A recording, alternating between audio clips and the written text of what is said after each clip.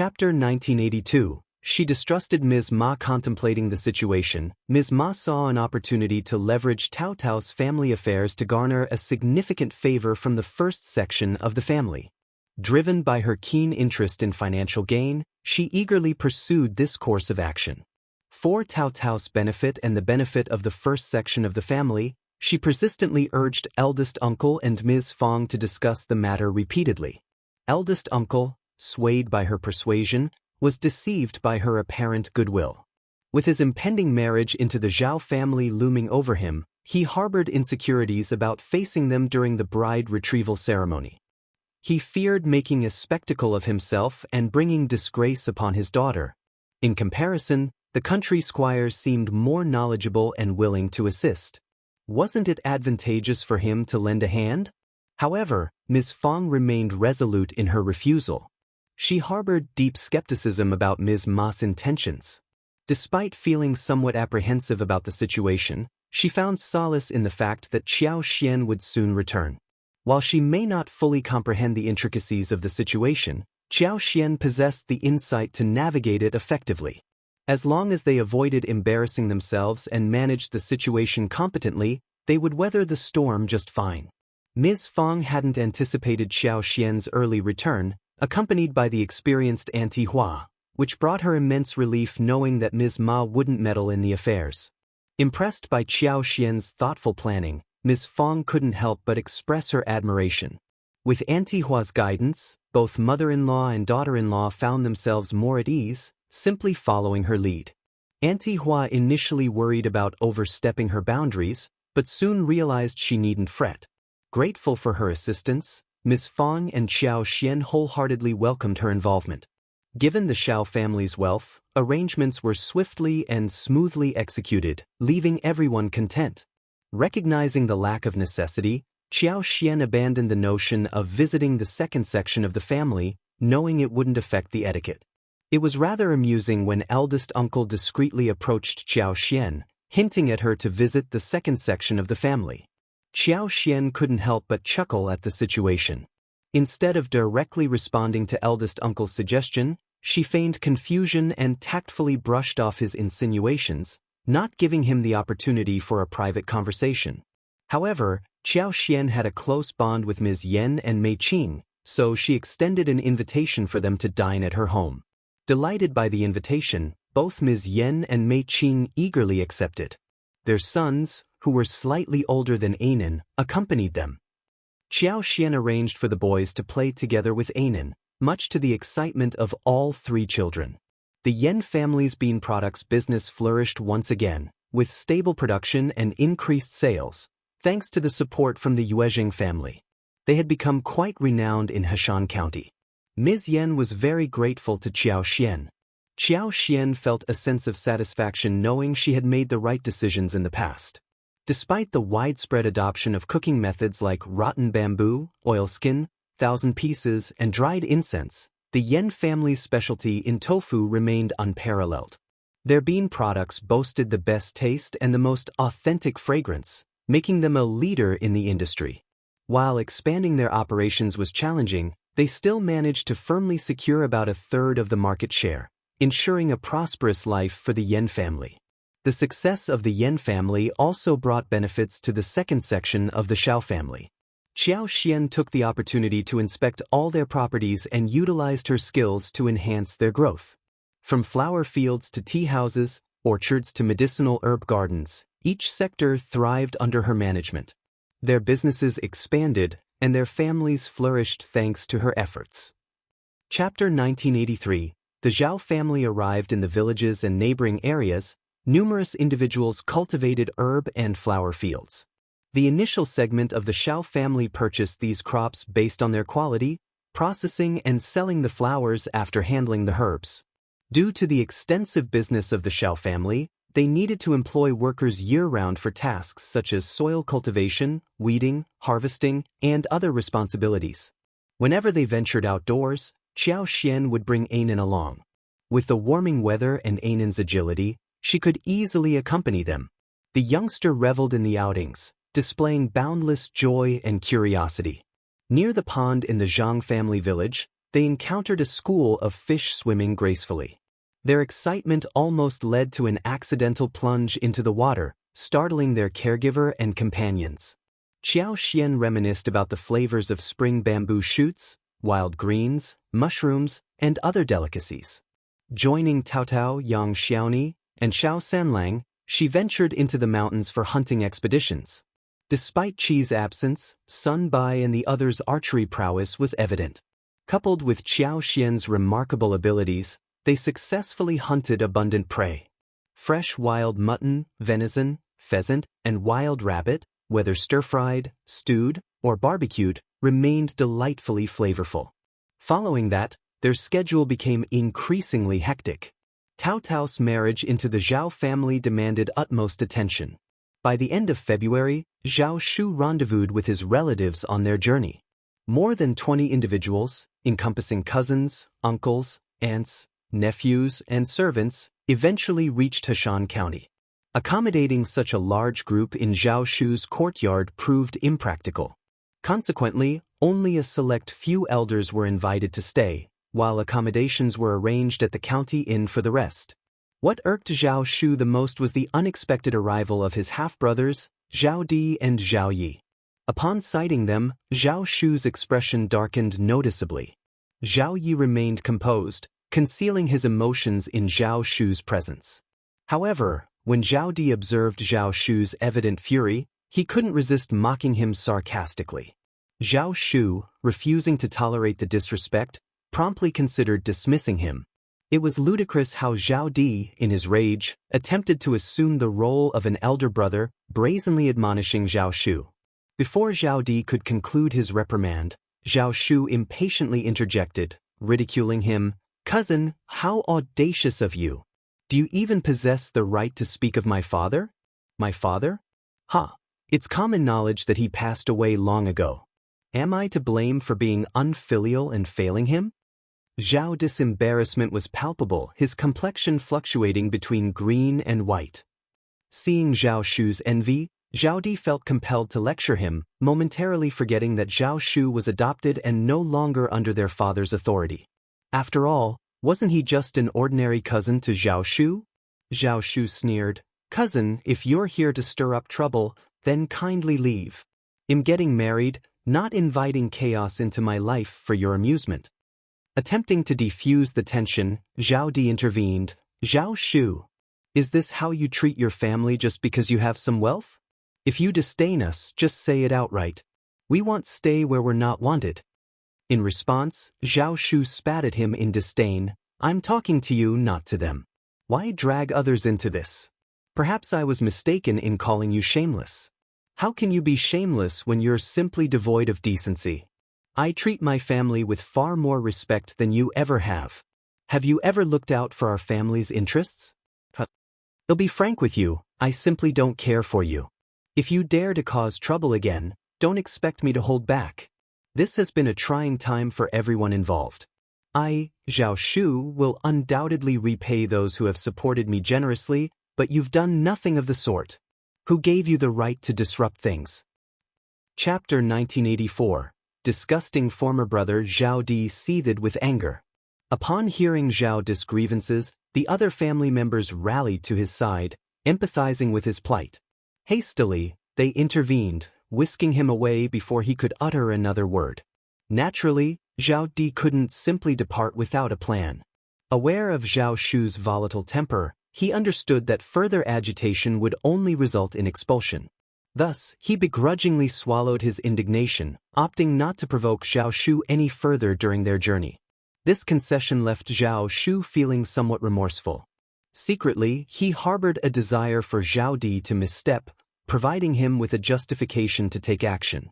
Upon their arrival at Heshan County, Zhao Di and Zhao Yi were promptly lodged at the inn. Despite being adopted, they felt entitled to better treatment. Their relegation to the inn left them discontented. Uncle Qing and Aunt Qing had diligently made preparations. Upon the Zhao family's arrival in Heshan County, they merely needed to rest briefly before the groom's arrival. Promptly upon his arrival, Zhao Shu dispatched a missive to the primary branch of the family. The following day, Zhao Shu's 2 uncles and 2 aunts made their way to Xiaoding village to confer with Ms. Fang, eldest uncle, and other members of the Xiao family regarding the wedding arrangements. This face-to-face discussion was deemed necessary. Thanks to Zhao Shu's prior correspondence, the first branch of the family was well prepared for the impending visit from the Zhao family. Upon the arrival of Zhao Shu's relatives, the courtyard of the first branch was meticulously cleaned, and everyone donned their finest attire, elevating their usual appearance without appearing ostentatious or out of place. Though not as affluent as Zhao Shu, the first branch of the Xiao family still enjoyed a level of prosperity far surpassing that of any other household in the village. However, when Uncle Zhao Shu and company departed for the village, Zhao Di somehow caught wind of their plans and insisted on tagging along. Despite Uncle Zhao Shu's attempts to dissuade him, Zhao Di stubbornly persisted, eventually relenting only when it became apparent that he wouldn't be allowed to accompany them. Consequently, when one of Uncle Qing's subordinates introduced Zhao Di as his young master's cousin, Qiao Xian couldn't suppress a silent sneer at the sight of him. Zhao Di was unfamiliar with Qiao Xian, just as she was with him. While Qiao Xian had deceived the Zhao family, she had no prior acquaintance with Zhao Di beyond knowing his name. However, Qiao Xian could discern Zhao Di's demeanor from the moment he set foot in the courtyard. His scrutinizing and disdainful expression spoke volumes. Ms. Fang and eldest uncle remained oblivious to Zhao Di's intentions, extending warm greetings to the Zhao family, along with Ms. Su and Xiao Deng. They failed to detect any hint of animosity from Zhao Di. Unlike the others, Yang Xiaoni didn't appear naive. Despite the cordial reception extended by Ms. Fang and eldest uncle, she sensed something amiss with Zhao Di's attitude. Tugging at Qiao Xian's sleeve, she whispered, "Fifth sister-in-law, that's young Master Zhao's cousin. Why does he seem to harbor ill feelings and look down upon us?" Qiao Xian was taken aback but offered a reassuring smile to Yang Xiaoni. "I believe you, Yang Xiaoni, am not doubting your observations." Sensing Yang Xiaoni's earnestness, Qiao Xian continued, "I understand your love for Tao Tao, and I know you wouldn't speak ill of the Zhao family without cause. I witnessed it too, the eye-rolling and disdainful expression. You're right to be concerned. Who would roll their eyes at a wedding after all?" Chapter 1985. What does he mean? Qiao Xian chuckled softly and whispered, "Third sister-in-law, rest assured I believe you. Truth be told, I noticed it too." "Thank you." Yang Xiaoni sighed in relief. "But what do you think he's up to?" Qiao Xian's expression turned sardonic. "He's certainly scheming something. Every family has someone like him, though I can't fathom how he made it onto the Zhao family's guest list. But don't worry, he won't cause any trouble." Yang Xiaoni, reassured by Qiao Xian's confidence, smiled gratefully. "That's a relief." The 2 women then entered the room and took their seats beside Ms. Fang. Their conversation was interrupted by the arrival of Lixia and Lixio, who brought in tea. As Uncle and Aunt Zhao surveyed the courtyard and the dwelling of the first branch of the Xiao family, and noted the attire of its members, they couldn't help but feel a sense of superiority. While they couldn't match Zhao Shu's wealth, boasting only 100 mu of land and a couple of servants, having hailed from affluent Jiangnan, they possessed broader perspectives than the denizens of this remote countryside. Although the living conditions of the first branch of the Xiao family surpassed those of typical rural households, Uncle and Aunt Zhao didn't regard them highly. He sighed inwardly, perplexed by Zhao Shu's decision. Why did he insist on marrying a woman from such a distant and humble background? Even if he claimed to admire her family and their ties to a prefect lord, was it really necessary? If Zhao Shu truly desired it, obtaining the consent of the magistrate might pose a challenge, but marrying into the legitimate daughter of the county magistrate's family wouldn't be impossible. Fortunately, he was adopted. Otherwise, his wife would likely be subjected to mistreatment in that grand mansion. While they could attempt to persuade Zhao Shu, they couldn't compel him to change his mind. Given the circumstances, they could only offer their support. After all, they weren't the ones getting married. Besides, this visit wouldn't be without its benefits. Zhao Shu was undeniably generous. Initially dismissing the significance of the tea service, they assumed it would be of low quality given the rural setting. Surely, it would consist of nothing more than ordinary tea leaves, resulting in a bitter and astringent brew. Initially, he hadn't planned to indulge, merely taking a polite sip of the tea as a gesture of respect towards the Xiao family.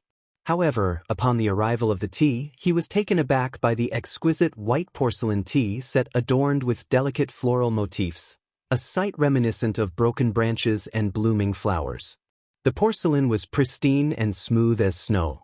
Within the teacup, a faint purple hue danced, the liquid crystal clear, exuding a rich tea fragrance tinged with the delightful essence of roses.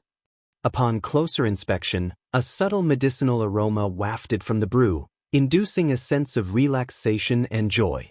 The harmonious unity of the tea set's design only added to its aesthetic appeal.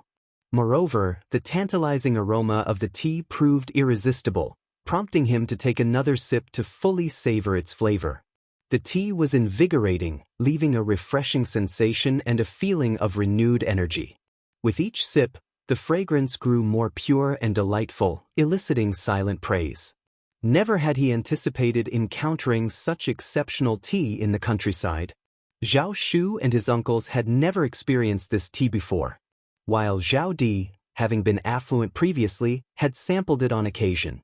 Merely from the aroma and hue of the tea, Zhao Di could surmise its identity. Yet he found it difficult to believe. It wasn't until he tasted it that his suspicions were confirmed. I never imagined I'd encounter supreme-grade purple fragrance here today. This tea fetches a hefty sum of 30 taels of silver in Jiangnan. It seems Zhao Shu truly holds the Yu family in high esteem.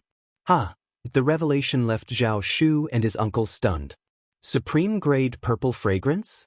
Could it truly be the renowned purple fragrance they were familiar with? Chapter 1986. Dumbfounded upon hearing Zhao Di's confirmation, it became undeniable. Not only was it purple fragrance, but it was also of the highest quality, supreme-grade purple fragrance. Valued at 30 taels of silver per tael, equivalent to an astonishing 300 taels of silver per catty. It was worth noting that the tea they typically consumed at home cost only a little over 10 taels of silver per catty. Even then, they weren't particularly keen on splurging.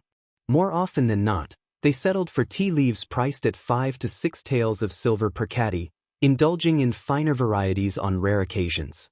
Zhao Shu's willingness to offer such luxury was remarkable. He had never shown such filial piety before. The Xiao family must be exceptionally fortunate. For a moment, a sense of unease settled upon them. Miss Fang interjected, surprised by the revelation. "We cultivate these tea leaves ourselves. It's not because of Shu." Xiao Xian, with a knowing smile, replied, "Mom, they're guests. They're not aware of our affairs." Turning towards the Zhao family, she continued, "We operate a sizable tea house spanning nearly 2,000 mu, cultivating both golden sprout and purple fragrance varieties. We reserve the finest tea leaves for our own family each year, and as our esteemed guests, it's only fitting that we serve you the best." Zhao Shu and his uncles were left speechless. Zhao Di's smile appeared strained, his skepticism evident. He forced a smile and remarked, "Your family's tea house exclusively cultivates these two tea varieties? They're quite rare. Tea seedlings aren't readily available. Could it be that you've been misled?" Xiao Xian chuckled softly. "Every year, reputable businessmen from Yuzhong province come to purchase our tea leaves. Golden sprout typically fetches around 40 taels of silver per catty, while purple fragrance goes for about 100 taels of silver per catty."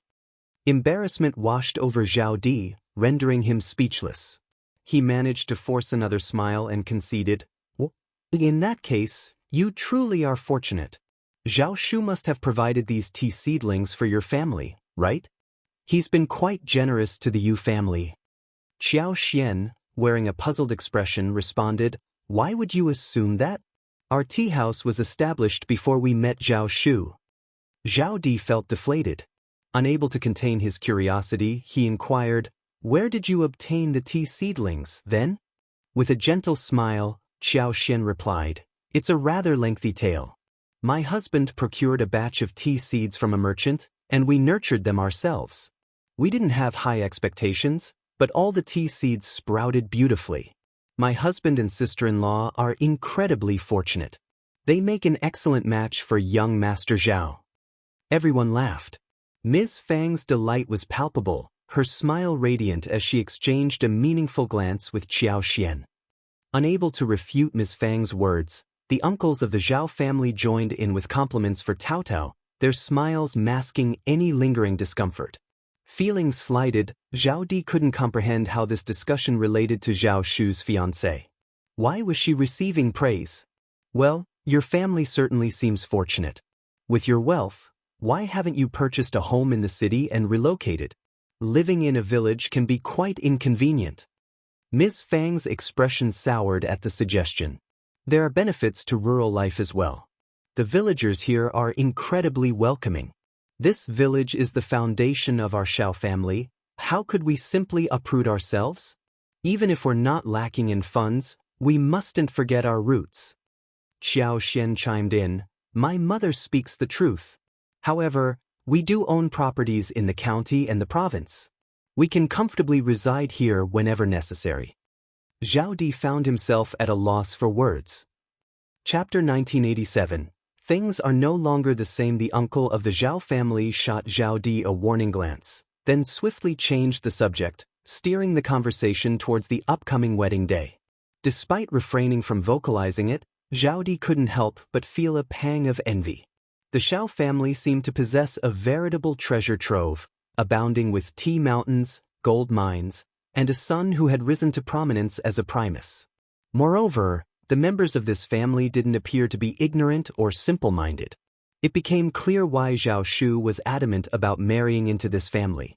They had gathered to celebrate a joyous occasion, not to indulge in mockery directed at Zhao Di. If he persisted in making unwarranted remarks, he risked offending the Xiao family and incurring Zhao Shu's wrath.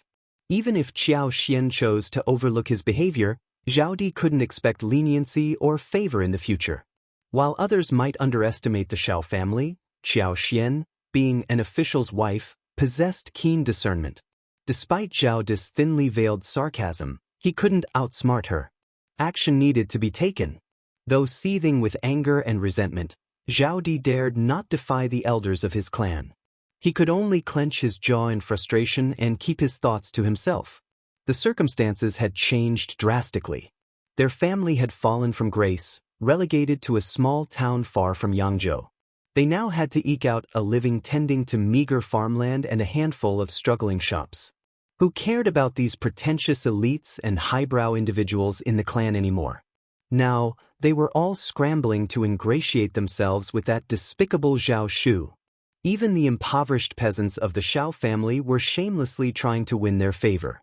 Once again, Zhao Di harbored resentment towards his father. Why did he ever agree to let Zhao Shu be adopted?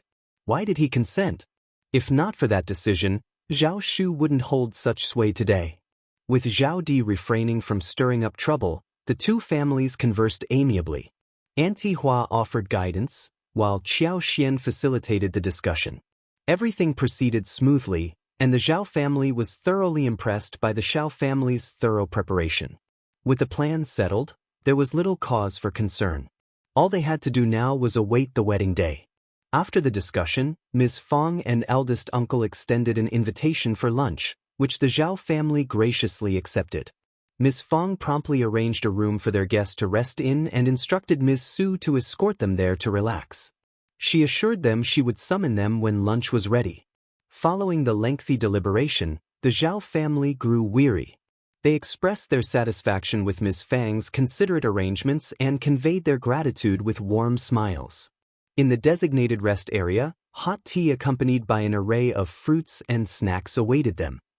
While the tea remained supreme-grade purple fragrance, the snacks appeared to be standard fare, likely procured from the county city. However, the freshly peeled and sliced peaches, juicy oranges, diced dragon fruits, pears, cantaloupes, washed blueberries, and honey-drenched pineapple were exceptionally enticing. Some of the fruits were unfamiliar to them, leaving them intrigued. Learning that these fruits hailed from the Xiao family's orchard only heightened their admiration and stirred their emotions further. Upon sampling the fruits, they were met with a burst of fragrance, freshness, and sweetness. Impressed, they showered the offerings with praise, acknowledging their exceptional quality and refraining from underestimating them in any way. What the Xiao family possessed, they lacked, leaving no room for disdain. Lunch was served with separate seating arrangements for men and women, each group seated in the dining hall and the flower hall respectively. Despite the segregation, the meal consisted of identical fare, 12 dishes and a soup. Chapter 1988. He has no good intentions. Aware of their guests' origins from Jiangnan, Qiao Xian instructed the preparation of light dishes for lunch. The spread included steamed mandarin fish, tea-flavored shrimp, white-cut chicken, white meat with garlic paste, and sea cucumber with scallions, among others. As they were about to commence the meal, Zhao Di was conspicuously absent. He had purportedly gone for a stroll in the village, prompting Xiao Delong and Xiao Sanlang to retrieve him for dinner.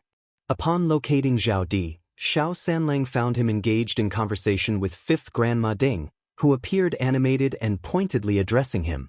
Aware of the strained relationship between their families, Xiao Sanlang refrained from intervening, simply escorting Zhao Di back home. Throughout the journey, Zhao Di exhibited an air of smugness, as if he held something over Xiao Sanlang. He stole several furtive glances at him along the way. Upon reconvening for dinner, the Zhao family was taken aback by the sight of the sumptuous spread before them. However, reflecting on the Xiao family's extensive tea house, they surmised the source of the lavish meal. With a tea house boasting a vast supply of supreme-grade purple fragrance and golden sprout, it was only natural for the Xiao family to present a table laden with exquisite dishes. The unexpectedly delectable flavors further heightened the Zhao family's satisfaction. Following the meal, the Zhao family departed contentedly, both parties parting ways on amicable terms, eagerly anticipating the upcoming wedding. Before bidding farewell, the Xiao family graciously bestowed gifts upon the 2 aunts of the Zhao family, who received them with heartfelt gratitude. As for Zhao Di, he was not seen off as an elder, for he did not hold such a status. Ms. Fang harbored no fondness for this particular young master of the Zhao family, finding him incessantly vexing and prone to causing trouble. Yet, she hesitated over the decision to exclude him. However, Qiao Xian reassured her with a smile, urging her not to fret. The gift, traditionally given out of filial respect, held little significance if omitted by ordinary individuals. Qiao Xian was keenly aware of the underlying motives. She was certain that Zhao Di hadn't been part of the planned visit. Rather, he had surreptitiously trailed them here. His intentions were far from noble. Given the circumstances, why should they tolerate his presence, let alone extend the courtesy of a gift? They wouldn't offer him so much as a single blade of grass. Trusting Qiao Xian's judgment implicitly, Ms. Fang felt a wave of relief wash over her. Once inside the carriage, the 2 aunts of the Zhao family eagerly unpacked the gifts. Inside the larger box were 2 jars of tea leaves, one containing supreme-grade purple fragrance and the other golden sprout, each weighing approximately 500 grams. The smaller box contained 2 lipsticks. The 2 aunties were elated at the gifts. While lipsticks were available in Jiangnan, they were in high demand and carried a hefty price tag of 50 taels of silver each. Such luxury items were beyond their means, even with their modest income from the farm. Although they were no longer in their prime and couldn't make use of the lipsticks themselves, they knew their daughters would be thrilled to receive such coveted items. The uncles of the Zhao family shared in the joy, marveling at the quality of the tea. They couldn't help but admire the Xiao family's generosity. Observing their effusive praise for the Xiao family, Zhao Di seethed with jealousy and irritation. After all, the Xiao family hadn't presented him with a gift. Not that he cared about such trivialities, but he couldn't shake off the feeling of discontent over being excluded from the gesture.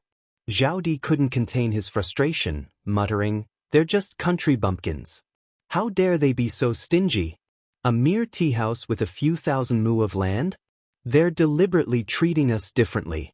Even though I'm not destitute, they clearly don't take the Zhao family seriously." Chapter 1989. These bastards. The uncles and aunts of the Zhao family were jubilantly praising the Xiao family, envisioning future gatherings where they could entertain guests with the exquisite tea leaves.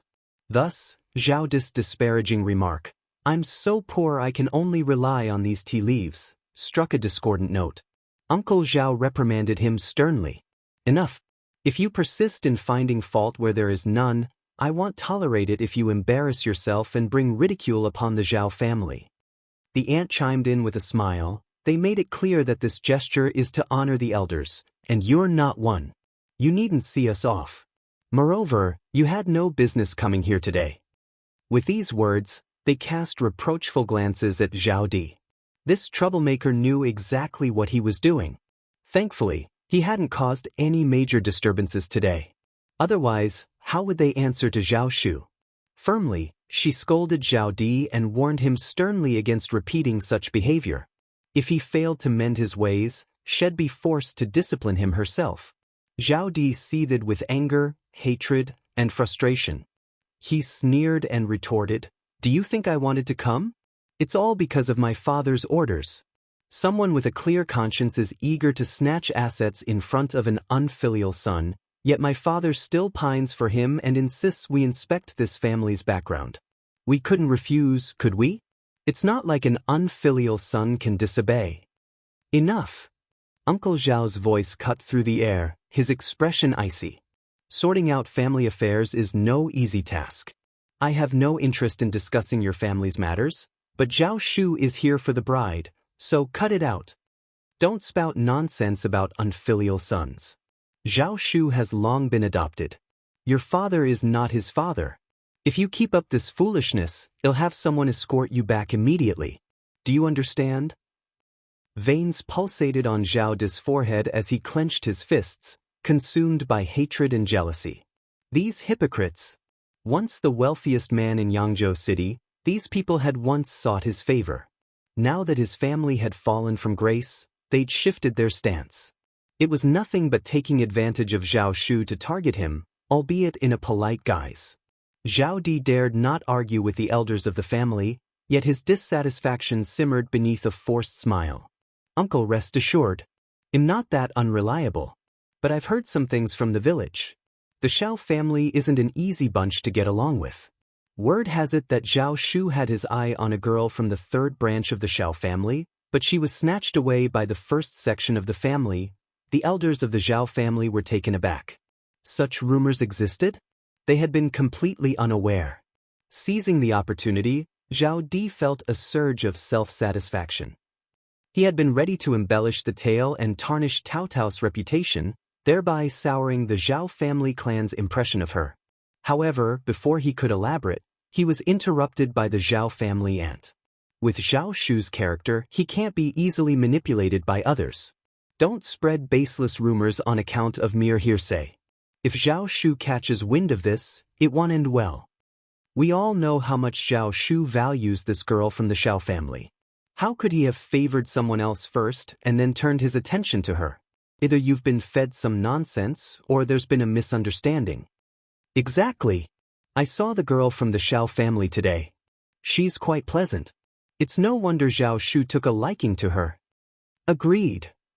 Chapter 1990, How could Zhao Shu bear with it? A few elders reprimanded Zhao Di, cautioning him to mind his words, lest he incur Zhao Shu's wrath, a fate he wouldn't relish. However, the Zhao family elders paid little heed to Zhao Di's remarks. What audacity! Given Zhao Shu's background, envy was to be expected. Rumors were bound to circulate. They were only aware that Zhao Shu attached great importance to this marriage and had earnestly invited them to participate. Their role was to assist in ensuring the wedding proceeded smoothly. As for Zhao Di's family, when they were affluent, they hadn't extended any support to their relatives. Now that their fortunes had waned, why bother? Furthermore, given Zhao Di's apparent attempt to sow discord, they were not inclined to entertain it. Zhao Di was deserving of being sidelined, left out in the cold. To their surprise, the coachman had overheard Zhao Di's words and promptly relayed them to Zhao Shu upon their return. Would Zhao Shu tolerate such behavior? He never imagined that Zhao Di would dare to venture to Xiaoding village alone. Thankfully, his plan didn't succeed. Otherwise, what impression would the Xiao family have of him? Engaging in a public dispute over this matter wouldn't bode well. If Zhao Di insisted on pretending to be concerned and made him out to be the villain, there was little he could do. Zhao Shu opted not to engage in open confrontation. Instead, he instructed his trusted aides to hire a few individuals to confront Zhao Di and Zhao Yi in a secluded alley. After a thrashing, they bound the brothers tightly and hauled them off to a dim, solitary room. In their bruised and terrified state, Zhao Di and Zhao Yi's eyes betrayed their fear upon seeing Zhao Shu. Refusing to appear weak in front of Zhao Shu, Zhao Di forced a semblance of dignity and spat out bitterly, "Zhao Shu, you're truly ruthless. You orchestrated this against us. Once father learns of this, he won't spare you." Zhao Shu scoffed derisively. "Your father can do as he pleases. If you find your life too comfortable now, feel free to provoke me anytime. Face one, I'll handle one. Bring two, I'll deal with both." Zhao Yi interjected, "We traveled all this way to attend your wedding celebration. Is this how you repay us?" Zhao Shu pointed accusatorily at Zhao Di. "Then you should ask your dear elder brother what he's done. While I initially overlooked you and couldn't be bothered, your continued provocations leave me no choice. You needn't attend my wedding, just stay put." Zhao Shu paid no heed to Zhao Yi's protests and swiftly departed, leaving instructions for someone to keep watch over the two brothers. What use were such nuisances if not to be dealt with?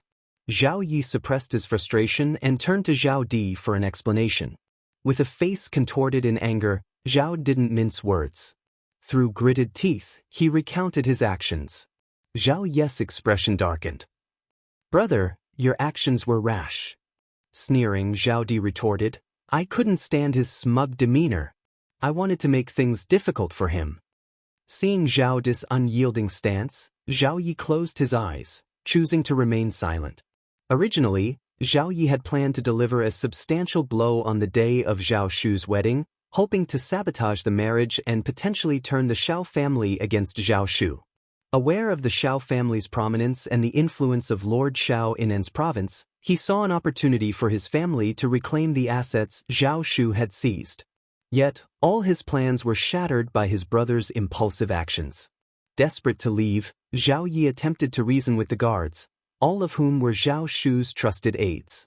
But they remained stoically silent, offering no response beyond their basic duties of delivering meals and ensuring the brothers' basic needs were met. Chapter 1991. Wedding. As for Zhao Yi's attempts at pleading and his benevolent request for assistance in delivering a message to Zhao Shu, they were simply ignored. As for Zhao Shu, he did not visit after that day. He was preoccupied with preparing for his role as the groom. How could he find the time to entertain such requests? The Zhao clan members quickly realized that Zhao Di and Zhao Yi had vanished. When questioned, Zhao Shu casually mentioned that they had prior engagements and had departed. No one pressed the matter further, knowing the temperament of the Zhao family. In no time, it was the day of the bridal escort. On this busy day, both sides were bustling early in the morning. At the Xiao family's estate, Tao Tao, as the bride-to-be, rose at dawn to bathe, change into her ceremonial attire, and adorn herself. While an ordinary countryside girl might not observe such elaborate rituals, Tao Tao, now marrying into the affluent Zhao Shu's family as the sister of the prefect lord, meticulously followed tradition. Fortunately, Auntie Hua was well versed in the procedure, and everyone followed her arrangements diligently. In Heshan County City, Zhao Shu was brimming with joy. He asked repeatedly if it was time, eliciting teasing remarks from everyone around him. Finally, the moment arrived. With a radiant smile, he swiftly mounted his horse, prompting even more playful banter.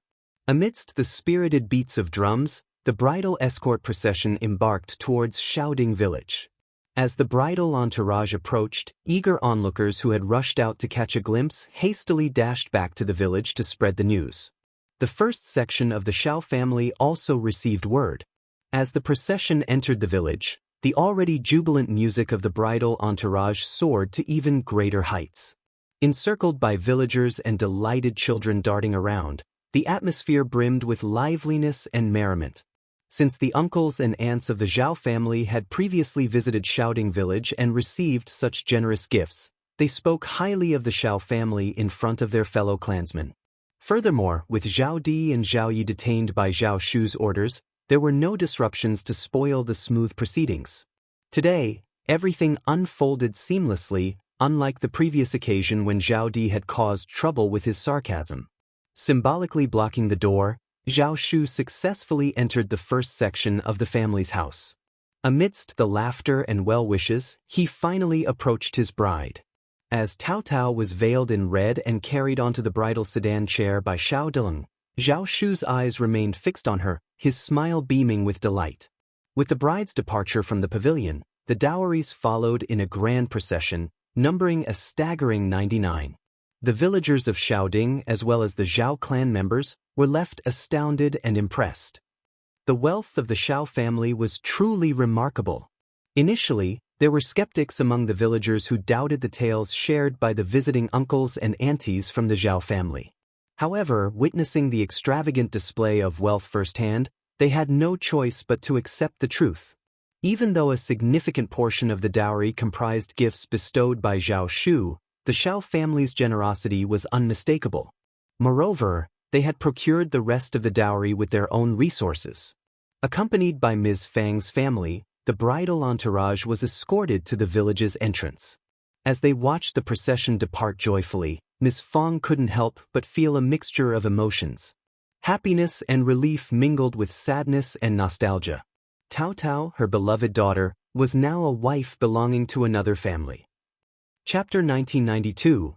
Ms. Ma is getting more enthusiastic. Xiao Xian and Yang Xiaoni tactfully ignored mother-in-law's teary eyes, choosing instead to offer comforting words about Tao Tao's bright future. Their laughter helped ease the tension, and Ms. Fang visibly relaxed. Realizing that crying on such a joyful occasion wouldn't be appropriate, Ms. Fang regained her composure. She took solace in the fact that Tao Tao was marrying into a family where she wouldn't be mistreated. If Tao Tao ever wished to return, she could do so freely, maintaining contact with her birth family. With spirits lifted, Ms. Fang invited everyone to return to the banquet. Despite initial reluctance from Ms. Ma and third uncle, they couldn't afford to snub the event. The thought of the first section of the family seizing the marriage left them feeling aggrieved. However, boycotting the celebration would only fuel rumors of discord within their own branch of the family. How could this be tolerated? The couple begrudgingly accepted their fate. Xiao Xiaoji remained absent throughout the entire affair. Ever since her unsettling encounter with Zhao Shu, she couldn't bear to dwell on thoughts of him. Though she still harbored a secret admiration, it was tainted with other, less savory emotions. Nevertheless, she couldn't shake her resentment towards Tao Tao.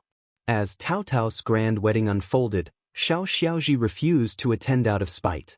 And Ms. Ma, understanding her daughter's feelings, didn't push her to go. If anyone inquired, they would be informed that Xiao Xiaoji was unwell and resting at home. When questioned about Xiao Xiaoda's absence, Ms. Ma's response dripped with jealousy. Suspecting ulterior motives behind the inquiry, she haughtily proclaimed that her Xiaoji wasn't in a rush. Once her husband Lu Lang ascended to a high-ranking position in the capital, they would secure a prestigious match for Xiaoji from an official family. If a brother who has risen to a high position doesn't look out for his sister, then who will? They share the same blood. Xiaoji must marry into an official's family, no question about it. The status of an official's wife is prestigious and esteemed. Who wouldn't show respect to her? She's in a league of her own compared to mere rich folks and businessmen. Ms. Ma's fervor only intensified as she spoke, displaying a clear disdain for businessmen. Her words left the relative who had inquired feeling deeply embarrassed. He wanted to interject, but found himself at a loss. To be frank, his question had been rather casual. He never anticipated Ms. Ma would seize upon it as an opportunity to expound on Tao Tao's husband. Had he known better, he wouldn't have asked at all. The others at the same table felt a similar sense of discomfort. Even if there were a couple of curious onlookers who were intrigued by the drama, they dared not utter a word. Better to simply listen and avoid stirring the pot. Nobody wanted to risk Ms. Ma's ire. Not everyone possessed Ms. Ma's audacity, nor did they share her lack of tact. Why did she choose the wedding banquet to air her grievances? Ms. Fang and Xiao Xian remained oblivious to the underlying tension. Ms. Ma's continued commentary proved futile. It was evident to everyone that her remarks stemmed from jealousy. But Ms. Fang silently removed 2 items she had intended to include in Xiao Xiaoda's dowry. If you hold merchants in contempt, then don't accept gifts procured through their commerce.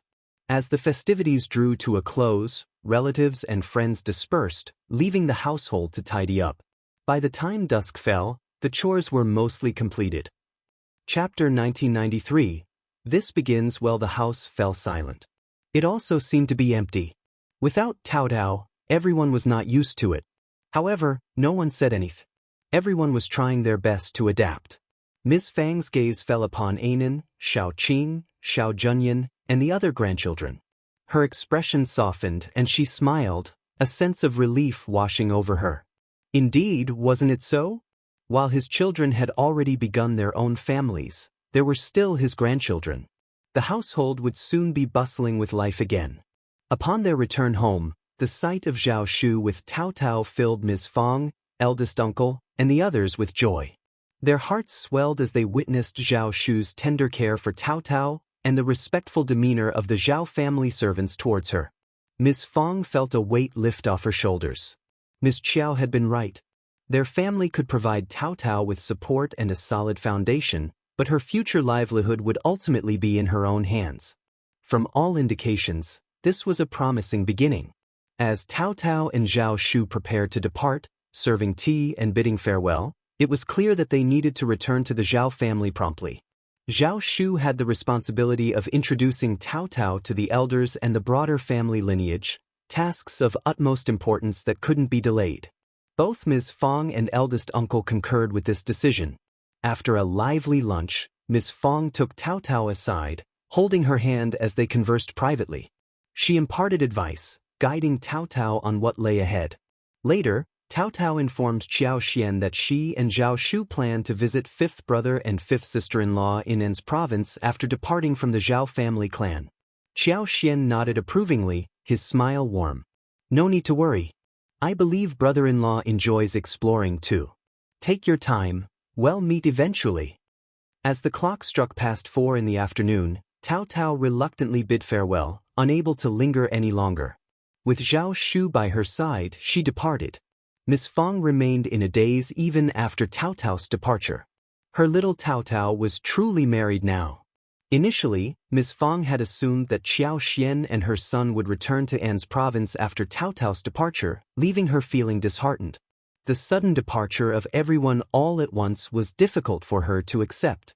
Upon hearing Qiao Xian's announcement that she would stay home for another 7 or 8 days, Ms. Fang couldn't contain her joy and readily agreed. During those subsequent days, Qiao Xian wandered around the estate once more, paying particular attention to the flower field and the tea house. Tao Tao had been responsible for overseeing the flower field, and upon her departure, she entrusted it to Chunyu.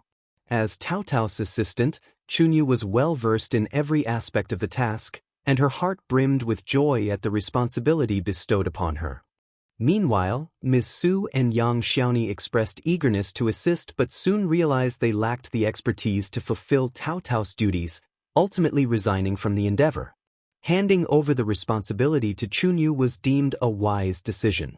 Both Ms. Su and Yang Xiaoni felt that as long as it wasn't entrusted to someone else, everything would be fine. Otherwise, it would be too embarrassing for them to handle. Qiao Xian stayed at home for a few more days and stayed at First Madam's place for 3 days. She checked the orchards outside the city, and it was almost April when she returned to the state city of An's. After a lengthy journey, they were finally reunited.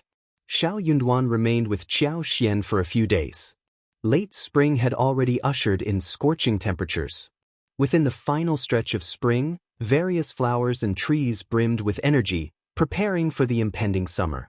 The air hung heavy with the sweet scent of blossoms, inducing a sense of lethargy and drowsiness. It was a time when warmth enveloped everything, coaxing people into a state of relaxation, disinclined to engage in any activity. Following a period of rest and recuperation, Qiao Xian caught up with Songshi, Mian Mian, and the others. Subsequently, she summoned Kai Yue and Kai Hua, inquiring about any transpired events within the mansion during her absence. Chapter 1994. This is ridiculous. Qiao Xian's inquiry was merely casual, As the mistress of the house, she was merely displaying her demeanor. She hadn't anticipated any significant events occurring within the residence. Her husband's unwavering attachment to her was evident in his gaze, doting, gentle, and brimming with genuine affection. Such sentiments couldn't be feigned. To her surprise, Kaiwe and Kaihua exchanged a peculiar smile. "We've been waiting for the right moment to inform you, madam." "It's quite an amusing tale," Kaiwe began. "Yes, indeed. It's rather ridiculous." "Madam, consider it more of a jest," Kaihua chimed in. Perplexed, Xiao Xian shot them a quizzical glance. "You're both being cryptic. Just tell me what's going on." She had assumed that any trouble brewing would involve the Mei family, but it turned out to be the Fan family. It appeared that Fan Ruyan's daughter, Bai Ruerui, had collided with Xiao Yunduan's carriage while Xiao Yunduan was inspecting the road construction near the Fan family's estate. Bai Ruerui, perhaps lost in the scenery, had failed to notice the approaching carriage. Thankfully, Yi was at the reins that day. His strength allowed him to swiftly pull the reins, redirecting the carriage with a forceful maneuver. Otherwise, Bai Ruerui might have suffered severe injuries. Due to the sudden jolt, the carriage's axle and wheels snapped, causing Xiao Yunduan and Qin Yan inside to collide painfully with the carriage walls. The incident left everyone shaken, their bodies drenched in cold sweat as they rushed to assist. Bai Ruerui appeared utterly stunned, her widened eyes and pallid face betraying her shock. When a guard attempted to assist her, she emitted a feeble scream. Finally catching up, the maidservant and elderly woman accompanying her shared in the shock at the sight. Qin Yan assisted Xiao Yunduan out of the carriage, unleashing a torrent of furious rebukes at the Fan family's servants. Had Bai Ruerui not been in tears, he would have scolded her as well. How could she be so careless? It was only thanks to Ye's strength and quick action that the situation hadn't turned tragic. Observing the aftermath, the servants from the Fan family realized the gravity of the situation. They dared not utter a word and instead listened to the admonishments with humility, fully aware of their fault. Bai Ruerui trembled uncontrollably, tears streaming down her face. Having been previously deceived by the Mei family during the Lantern Festival, Xiao Yunduan approached such situations with extreme caution. He had no intention of lingering any longer and delegated the aftermath to Qin Yan and the 3 bailiffs. Opting for a horse, he swiftly departed with Yi and the others. Bai Ruerui, still shaken, mustered the strength to speak through her sobs. Clutching the maid's arm, she attempted to halt Xiao Yunduan's departure. "I deeply regret my actions today. I never anticipated your carriage passing by at that moment. Please, consider moving to the Fan family mansion as a gesture of apology. We can provide you with a new carriage as compensation. If you hadn't swerved to avoid me, I might have. I haven't properly thanked you for saving my life." Xiao Yunduan cast her a cold glance before departing without uttering a word. Struggling to find her voice, Bai Ruerui hesitated, her words caught in her throat. Qin Yan regarded Bai Ruerui with disdain, a sneer curling his lips. "Let's hope this truly was an accident. But if someone is trying to orchestrate harm upon themselves, be warned, think twice. You might end up in a worse predicament." Bai Ruerui, her face buried in her hands, broke into fresh sobs. "Explain yourself," she demanded amidst her tears. Chapter 1995. Anger. Qin Yan let out an even louder snort before falling silent. How could he possibly clarify the situation? He already regretted his earlier words. Could he openly accuse Bai Ruerui of harboring ulterior motives, of attempting to seduce his lord? As the lord's personal attendant, his words carried weight. His previous mockery had stemmed from genuine anger. But if he were to repeat such accusations and Bai Ruerui caught wind of it, what chaos would ensue? It would irreparably tarnish her reputation. Yet, Qin Yan found himself baffled by Bai Ruerui's persistent pursuit. Could she truly harbor such intentions? Was she out of her mind? If that were the case, then it seemed she had come prepared. It was a situation beyond his control. With a decisive turn, Qin Yan distanced himself from Bai Ruerui, opting to ignore her entirely. Unable to chase after him or demand answers, Bai Ruerui was left with her regret, her sobs intensifying. She was truly terrified, utterly shaken. She had believed she had calculated the distance accurately, but the reality had proven far more perilous than she had anticipated. As she watched the hoof barely a foot from her head, poised to descend in the next moment, she was gripped by sheer terror. She thought she had crossed the line and was doomed. To her surprise, she emerged unscathed. In that moment, she felt a pang of regret. Why hadn't she sustained any injuries? If she had been injured, Lord Xiao wouldn't have been able to depart. Qing Yan instructed one of the bailiffs to slowly escort the carriage back to the city while he accompanied two others to return by Ruerue to the Fan family mansion. He recounted the incident to ensure there would be no misunderstandings. Finally, he sternly reprimanded the Fan family. The young master and miss should consider assigning more guards when they venture out. If a similar incident were to occur again, luck might not be on their side. Following that day, Bai Ruerue appeared before Xiao Yunduan on 3 additional occasions, twice accompanied by Fan Ruyan.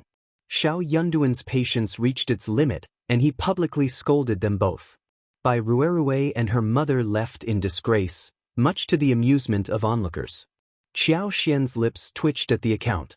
Her husband seemed to attract the attention of such incompetent women. "Have you uncovered the reason behind Miss Bai's behavior?" she inquired. Kai Hua and Kai Yue shook their heads, indicating they were unaware of any underlying reasons behind Bai Ruerue's behavior. However, rumors circulated that the 2 elder masters of the Fan family were highly displeased with the situation, leading to confrontations with Fan Ruyan. They were adamant about putting an end to the antics of the mother and daughter duo. Nevertheless, it seemed the old lady of the Fan family was more concerned about her kin, causing further turmoil. Xiao Yunduan hadn't mentioned any of this to Qiao Xian, suggesting he hadn't unearthed any significant revelations. Qiao Xian pondered briefly but opted not to inquire further. To both of them, this appeared to be a trivial matter not worth dwelling on. Aware of the situation, Qiao Xian resolved to remain vigilant. Could it be that the incompetents from the Fan family sought to emulate the Mei family's failed attempt? What if they succeeded? Would that not demonstrate their superiority over the Mei family? Unbeknownst to her, Bai Ruerue had narrowly avoided a grave incident when she halted the carriage that day. Subsequently, she faced repeated questioning from Fan Ruyan. Initially, Bai Ruerue had attempted to deceive her, but Fan Ruyan wasn't one to be fooled twice. Bai Ruerue's attitude toward Qiao Xian had notably shifted during the previous home banquet, leaving Qiao Xian unsettled.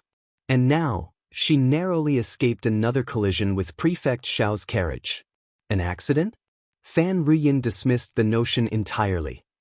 Chapter 1996. Dream Fan Ruyan staunchly refused to believe that her daughter would intentionally endanger herself by rushing out to stop the carriage. Her recent mood had soured considerably. Her relationship with her mother had deteriorated, leaving her feeling partly responsible for the decline of the Fan family. She was certain her mother held her accountable for their misfortunes. As for her brothers and sisters-in-law, they treated her as the scapegoat, eagerly wishing to cast her out.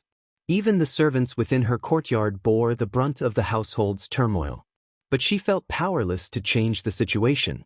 At times, she couldn't help but feel a sense of disappointment. She had been groomed to be the elder miss of the Fan family since childhood. Why should she be forced into marriage as an adult? Why couldn't she assert her rightful position as the miss of the Fan family? Who had the authority to look down upon her? While she could bear the scorn from others, there were moments when the injustice burned within her like a raging fire. Yet, even her own flesh and blood daughter dared to deceive her. How could she tolerate such betrayal? Fan Ruyan was no fool, particularly in matters of sensitivity. This time, Bai Ruerue's attempts at deception fell flat. Pushed to her breaking point, she tearfully confessed the truth. However, the truth resembled more of a fabrication, stoking Fan Ruyan's wrath to new heights. Bai Ruerue's tears only intensified after being scolded for her honesty, her heart heavy with grievance.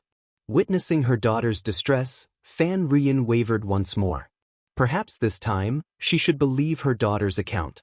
After all, her anguish seemed genuine. However, the story seemed too fantastical to be true. Fan Ruyan consoled Bai Ruerue and delved further into the details. Eventually, she found herself inclined to believe her daughter's tale. Bai Ruerue confided in her mother, revealing that during a bout of high fever, she had entered a dreamlike state. In this dream, she gleaned insights and knowledge.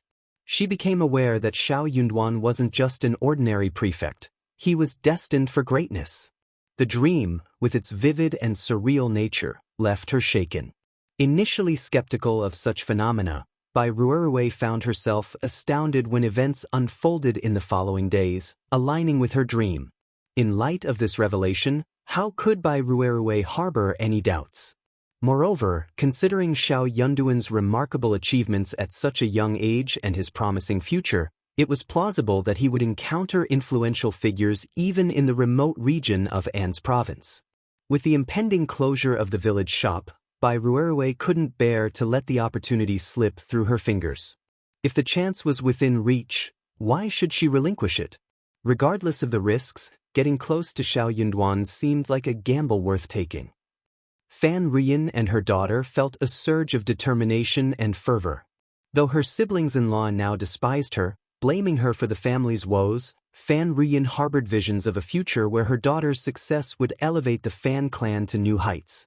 If her daughter could bring glory to the family and support its prosperity, what recourse would her detractors have then?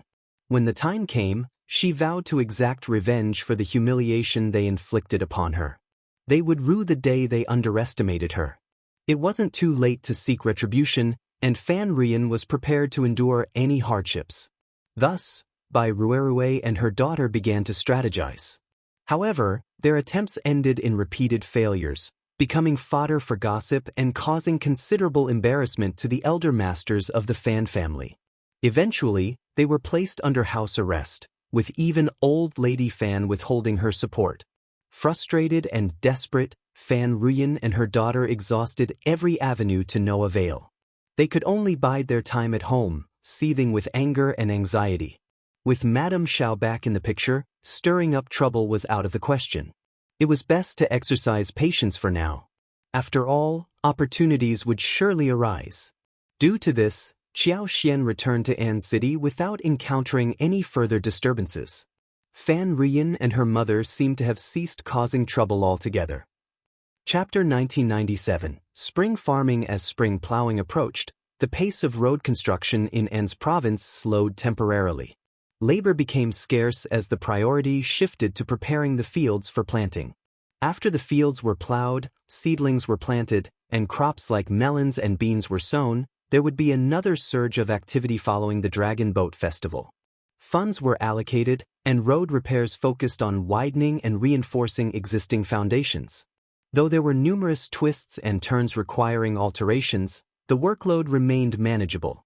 Repair efforts had already commenced in the 8 towns closest to the state city, requiring minimal adjustments. Barring any unforeseen tensions, the remaining 9 locations, including 100 Spirit Town and Gulwan Town, the furthest away, were slated for completion by August 15th.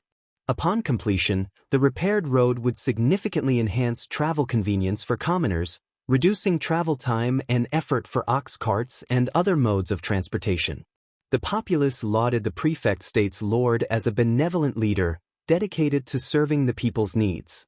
Meanwhile, the procurement of rice seeds for An's province followed the customary practices of the Great Qin Empire, overseen by government supervision. Local merchants collaborated to fulfill this task, though their profit margins remained slim due to low prices. Despite the minimal financial gain, these merchants participated out of obligation rather than expectation of profit. Despite the lack of profitability, those eligible still vied for the opportunity, eager to secure their share of the benefits. While the business trip itself may not yield substantial gains, it carried its own advantages. Firstly, it could foster a favorable relationship with the lord of the prefect. Secondly, the government might offer discounts or compensations elsewhere, ensuring it was not a loss overall. With potato planting season approaching, Qiao Xian instructed Songshi and Lu Fu to remind others not to overlook this task. Many had indeed forgotten about planting potatoes until the reminder. Hastily, they retrieved the potato seeds stored in the corners of their cellars. The community held great respect and trust for Lord Xiao, recognizing his efforts in combating banditry and improving infrastructure. Given Madame Xiao's emphasis on the importance of potatoes, it was evident they held significant value and should be planted with care. Many families who did not buy potatoes to plant at that time even asked around to see if anyone could give them some. Xiao Xian couldn't contain her joy upon hearing the news. It was a tremendous relief.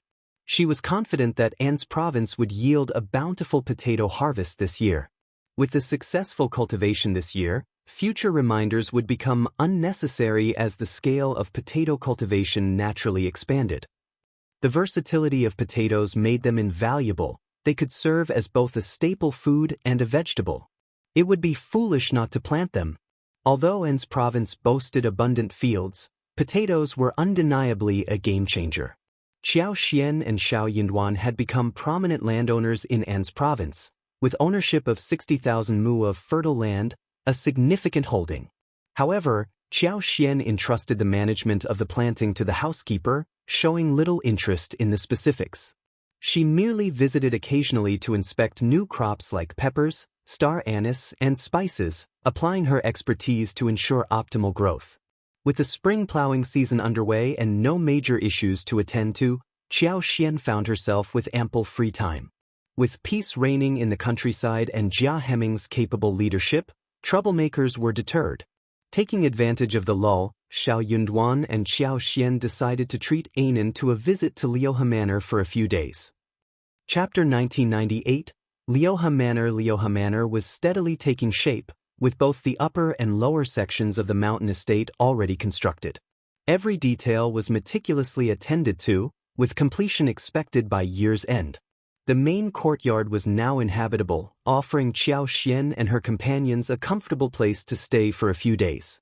Despite it being the prime season for planting and animal husbandry, Xiao Xian couldn't shake off her concerns about leaving them unattended. On this particular day, they set out quietly with a small entourage. The road leading from the official route to Liuhe Manor had been funded by Xiao Xian herself. It was her first time walking along it since its completion. The road was impressively wide, accommodating the passage of 2 carriages with ease. In accordance with Xiao Xian's specifications, the road surface was covered with a layer of gravel, compacted by massive rolling stones to minimize the roughness typical of dirt roads. Despite the durability of a dirt road, it was prone to developing potholes of various sizes over time, especially after exposure to the elements. Additionally, it was susceptible to water accumulation. A gravel road offered superior resilience in these regards. Resistant to the elements and facilitating faster drainage, the gravel surface promised quicker drying, even in the face of wind and rain. Trees were planted along both sides of the road, spaced evenly to create a symmetrical appearance. Approximately 5 miles along the official road, the landscape transitioned to pine trees, followed by inxing trees further ahead. The inxing saplings, each the size of an egg, already towered over human height. Tall and slender with sturdy main stems and long, delicate branches, they were a vibrant sight in late spring as their leaves unfurled. Though still young, they exuded a vitality that promised eventual shade and shelter from the sun. Empowered by Xiao Xian's influence, these trees would grow at an accelerated rate, transforming the road significantly within just 2 years. The mountainside was dotted with farms, sparking Xiao Xian's excitement at the prospect of staying there. She marveled at the advanced facilities and expansive vistas. From her vantage point, she could admire the starry skies at night and revel in the misty mornings, basking in the beauty of the rugged wilderness. However, Xiao Yunduan gently suggested, perhaps it's best to stay at the foot of the mountain. Climbing up and down multiple times a day can be quite exhausting, don't you think? Though Xiao Xian hadn't considered this aspect, his words prompted her realization that ascending the mountain would indeed be time-consuming and laborious. Grateful for his insight, she chuckled nervously. You're right. I hadn't thought of that. In that case, I'll stay at the foot of the mountain. It's much more convenient. It was a shame. There was something special about living on the mountain. Seeing the longing in Xiao Xian's eyes, Xiao Yunduan offered a solution. We can spend the night on the mountain before we leave and return home the following day. Xiao Xian's face lit up with joy as she eagerly agreed. The manor at the mountain's base had been anticipating their arrival and was fully prepared. Songshi personally led his men to receive them, offering warm greetings before guiding them to the main courtyard. Along the way, he provided updates on the villa's progress, noting that some areas were still under construction. Xiao Xian nodded, instructing Lixia to ensure that visitors didn't disturb the ongoing construction sites. After checking in with Songshi, she strolled to the farmstead and spent time with Anan, refraining from venturing further. Anan, nearing 9 months old, displayed newfound mobility, eagerly exploring her surroundings. With a gleeful smile, she proudly presented Xiao Xian and Xiao Yunduan with handfuls of green foxtails, delighting in her discoveries. The next day, Nanny and the others were still playing with Anan in the manor, while Xiao Yunduan was going out with Xiao Xian. Chapter 1999.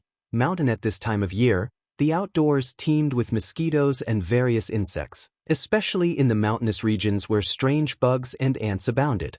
Anan, being fair-skinned and delicate, was a prime target for mosquitoes. Staying within the confines of the manor provided a safer environment. Anan remained captivated by the novelty of the surroundings. Spotting a pair of rabbits in the farmstead, she gleefully fed them vegetable leaves, her delight evident. Xiao Xian had purchased 100,000 mu of land in Lioha Manor. However, developing such vast acreage required time and resources. Currently, they had successfully developed around 70,000 mu, but due to a labor shortage, their workforce had dwindled to just 40 individuals, down from a peak of 300. Considering the challenges posed by the mountainous terrain, mosquitoes, snakes, ants, and rampant wild grass, Xiao Xian and Xiao Yunduan decided to halt further exploration for the time being and wait for autumn and winter. Xiao Yunduan agreed, noting, "Indeed, the mountains are overrun with mosquitoes, snakes, and ants, while the vegetation grows unchecked. It's not conducive for exploration. Well, wait it out." The risk of encountering hazards outweighed the benefits, potentially causing significant disruption if any mishaps were to occur. Given their statuses as the prefect and the prefect's wife, Xiao Xian addressed Songshi decisively, "If that's what Lord Xiao wishes, then let it be so. Inform the workers to depart tomorrow. Make sure to remember their names, and when we hire more labor in late autumn, prioritize rehiring them." Songshi readily acquiesced, offering a smile as he pledged to convey the instructions to the workers personally. He had been tasked with the hiring process by Xiao Xian herself. Having overseen numerous hirings in the past, Songshi understood the intricacies involved. Wages, daily meal allowances, medical supplies, tools for cultivating the wasteland, each aspect required meticulous handling to prevent any mismanagement. While it might have been tempting for others to exploit such opportunities for personal gain, Songshi remained steadfast in his integrity. Xiao Xian and Xiao Yunduan trusted his character, and he was wise enough not to jeopardize his position with any imprudent actions. However, the same could not necessarily be said for all junior managers. Songshi recognized the potential for misconduct and ensured that strict oversight was maintained to prevent any mishaps. The cultivated wasteland had been sown with a variety of herbs, including false starworts, Gastrodia elata, King Solomon's seal, crowdipper, pseudo-ginseng, and angelica, as per Xiao Xian's directives. At this moment, the medicinal herbs had all reached maturity, easily recognizable with a single glance.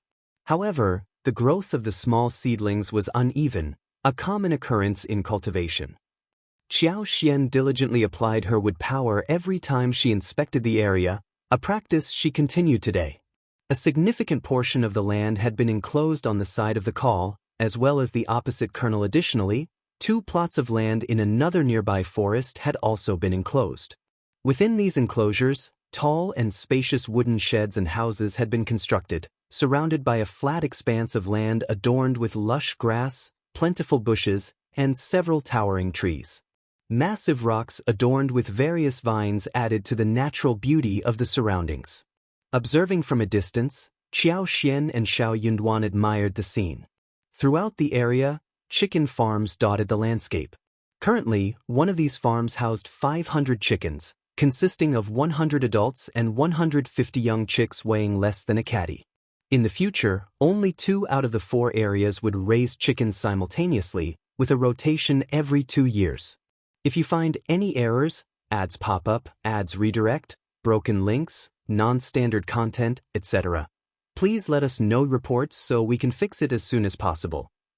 Chapter 2000. Chicken Farm. From a distance, Xuan could observe a flock of chickens roaming within the enclosure, their movements occasionally intercepted by the fishing nets. Every so often, the air was filled with the resonant crowing of roosters. I made inquiries specifically about villagers skilled in poultry farming. They hired workers for 2 taels of silver a month and dispatched 3 clever assistants to provide aid. They've also been learning some valuable techniques. This old man is truly competent. He's been tending to these chickens since they were mere chicks. When he acquired them, there were just as many as there are now. Once they mature, we can acquire more. Xuan had determined the appropriate size for each chicken farm, each accommodating up to 6,000 chickens. However, it was still too early for that scale of operation. Additionally, several mu of land remained at the base of the chicken farms, designated for cultivating vegetables to feed the poultry. Xuan smiled. Proceed with caution, no more than 1,000 chickens this year. Songsher felt the allocation was rather conservative. He wanted to voice his opinion but hesitated. Eventually, he acquiesced, saying, "Understood." Xuan gave him a meaningful glance and offered a reminder. Ensure the chicken coops are cleaned and ventilated daily. With the weather warming up and mosquitoes becoming more abundant, it's imperative that the chicken's food and water remain fresh. Furthermore, smoke the coop with wormwood daily to ward off pests. Should a chicken plague arise, it won't be a trivial matter. Given the expertise of the individual you've enlisted for chicken farming, they must understand the significance of proper care, remarked Xuan. Initially cautious, Songsher refrained from further comment upon hearing Xuan's words. The duck farm was situated in the adjacent valley, a visit to which was planned for the following day. With this in mind, the group departed back to the village. Ordinarily, Anan would have been fast asleep by now, but today's excitement kept her wide awake. As Xuan and Xuan approached the village, they could hear Anan's delighted laughter ringing out from afar. Curious as to what was causing such amusement, they hastened their pace. Upon arrival, they discovered Anan gleefully playing with 2 rabbits. One of the rabbits had its leg tied with a rope, the other end of which Anan held firmly. With evident pride, Anan repeatedly exclaimed, "Bunny! Bunny!" as she paraded around with the restrained rabbit. The nanny and maidservants present joined in the laughter, thoroughly enjoying the spectacle. Spotting her parents, Anan's joy only intensified. Steadied by the nanny, she dashed toward Xuan and Xuan, still clutching the rope and proudly displaying her furry companions. "Bunny!" she exclaimed, beaming as she embraced her parents. Xuan was overjoyed and moved closer, wrapping Anan in a warm embrace. The trio enjoyed some playful moments together before eventually coaxing Anan to release the rope and accompany them back to the house for snacks. Lunch was soon served, with a delightful spread laid out before Xuan and the others. There were stir-fried chives with shrimp sourced from the nearby stream, crispy river fish, dried meat bamboo shoots, cold vegetables with garlic, and pigeon soup. The fish and prawns were freshly caught from the nearby stream, which flowed from the depths of the forest. The water was cool and crystal clear, teeming with small shrimps and fish the size of fingers. After the hearty meal, Anan finally succumbed to sleep, peacefully drifting off. If you find any errors, ads pop up, ads redirect, broken links, non-standard content, etc., please let us know reports so we can fix it as soon as possible. Chapter 2001. Untrustworthy. The nanny gently laid Anan down on the bed, covering her with a small blanket. With the window open, a soft breeze entered the room, gently rustling the curtains. Meanwhile, Xuan carried a bamboo basket, leading Xuan up the mountain in search of mushrooms or wild vegetables. With one hand holding Xuan took the basket with the other, their steps light and their conversation lively. While Lixia and the others were accustomed to such scenes, it was a rare sight for many of the servants in the manor. Witnessing their master's affectionate and carefree demeanor, they were left astounded, their eyes widening in disbelief. This was the lord of the prefectural state, the esteemed official of An's province. Who would have thought that the lord, known for his public authority, would reveal such a tender and intimate side in private? In the past, the area had been avoided due to the presence of mountain bandits from Lioha Fort. Yet now, with the bandits gone, the forest was untouched, offering an abundance of mushrooms and wild vegetables. Xiao Xian skillfully navigated through the woods, leading Xiao Yunduan towards the areas where mushrooms thrived. Before long, they had gathered half a basket of mushrooms. The fresh scent of mushrooms mingled with the earthy aroma of the spring forest, creating a pleasant atmosphere. Spotting tender dandelion seedlings and mustard, Xiao Xian couldn't resist picking more. She even discovered a cluster of plump and tender wild wolfberries. Gathering a handful, she suggested to Xiao Yunduan with a smile that they should remember this spot and have someone transplant the wild wolfberries to the manor. That way, they could enjoy fresh wolfberry sprouts all year round. Xiao Yunduan smiled in agreement, taking note of her suggestion. With plenty of time left, the sky remained a clear, flawless blue, like high-quality glass. The sunlight bathed the landscape in a warm glow, casting bright beams across the mountains and rivers. As the sunlight filtered through the foliage, illuminating the forest, the gentle mountain breeze caused the plants to sway and rustle. Light and shadows danced in a mesmerizing display, with the grass and leaves shimmering like silver in the sunlight. Taking Xiao Xian's hand, Xiao Yunduan led her to a nearby hill, surrounded by dense foliage and offering a panoramic view of the mountains and rivers. Basking in the warm sunlight, they sat together, feeling content and relaxed in each other's company. Xiao Xian relaxed and leaned against Xiao Yunduan lazily, her body melting into his embrace as if she had no bones. Nestled in his arms, she murmured softly, I'm so sleepy. I want to sleep. Xiao Yunduan chuckled, pressing a gentle kiss to her lips before tightening his arms around her. Then sleep, my love. With a contented smile, Xiao Xian nodded. Yes, I will. Finding a comfortable position in his embrace, she closed her eyes and drifted off to sleep. However, it seemed that Xiao Yunduan's promise was not entirely reliable. Upon returning to the village, Xiao Xian's cheeks were still flushed, her lips tinged with a rosy hue. Her hair, neatly arranged, framed her face delicately as she cast a glance at the man beside her. Beside her, Xiao Yunduan appeared even more tender and attentive. He even offered to carry her back, his affection for her evident in every gesture. If you find any errors, ads pop up, ads redirect, broken links, non-standard content, etc., please let us know reports so we can fix it as soon as possible. Chapter 2002, Duck Farm. In the evening, Xiao Xian prepared a hearty chicken stew, simmering tender chicken pieces with red dates, wolfberries, and Huaishan medicine. Alongside, she cooked an array of mushrooms, wild vegetables, and bamboo shoots, creating a delicious feast. Anan, with a new baby tooth emerging, eagerly nibbled on some chicken, relishing the flavor. Xiao Xian also made him a bowl of noodles with chicken soup, which he devoured with gusto, emptying more than half of the bowl. Though the mountains seemed quiet, occasional cries of strange birds echoed from the distant valleys and forests, their rhythmic calls haunting yet oddly comforting in the stillness of the night. In the safety and warmth of the villa, surrounded by the soothing sounds of nature, Xiao Xian and Xiao Yunduan found solace and tranquility. Even Anan, unfazed by the eerie cries, widened her eyes and perked up her ears, giggling in delight at the unfamiliar sounds. The following day, Xiao Xian and Xiao Yunduan took Anan to explore the valley and visit the pond where the ducks resided. The valley was expansive and flat, stretching without ascent into the mountains. The weather was clear, and the insect population relatively sparse. Xiao Yunduan carried Anan in his arms, opting not to have the nanny accompany them. Besides Songshe, Lixia, and Kaiyan, only Yi and his two subordinates joined them. As per Xiao Xian's instructions, there were 3 duck ponds. One served as a free-range area, while the other 2 could be used for simultaneous rearing. Typically, the ducks were rotated every 10 days. During daylight hours, the ducks were allowed access to the ponds, while at night, they were kept elsewhere.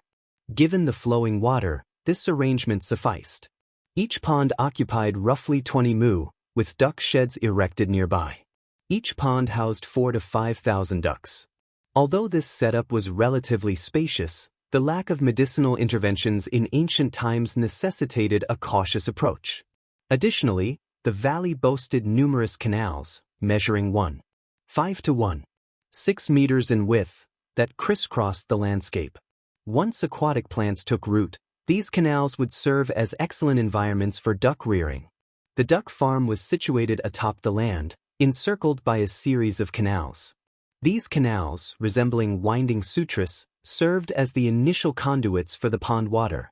Eventually, the water would flow into an artificial canal, which in turn fed several interconnected ground reservoirs for irrigation. Subsequently, it would merge into a distant stream, ensuring it didn't affect the villa's drinking water. Currently, only one duck farm was operational, housing ducks at various stages of growth. Those raised over a month ago had shed their downy feathers and grown proper plumage. Approximately 600 ducks frolicked in the pond, their pudgy forms exuding vitality as they swam and vocalized. Anan, filled with excitement, pointed eagerly at the ducks, yearning to break free from her father's embrace and join them. Xuan gently pinched her cheek and chuckled, "You're quite adventurous, but you can't go into the water."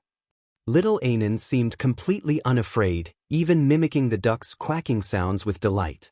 Enjoying their time by the pond, Xuan and Xiaoyunduan lingered a while longer, enchanted by the ducks' antics. With Anan by their side, the family of three reveled in the simple joy of the moment. Meanwhile, Yi and the others maintained a watchful vigil nearby. Suddenly, Yi's brow furrowed, a sense of unease settling in his heart. In the bright sunlight, anything reflective was easily noticed. Just a moment ago, he inadvertently glanced toward the nearby hill and caught a glint of metal, a telltale reflection that set his senses on edge. If you find any errors, ads pop up, ads redirect, broken links, non-standard content, etc., please let us know reports so we can fix it as soon as possible. Chapter 2003, Strange Light. Although it was only for a moment, Otto was sure that he could not have seen wrongly. In just an instant, it was enough to confirm something.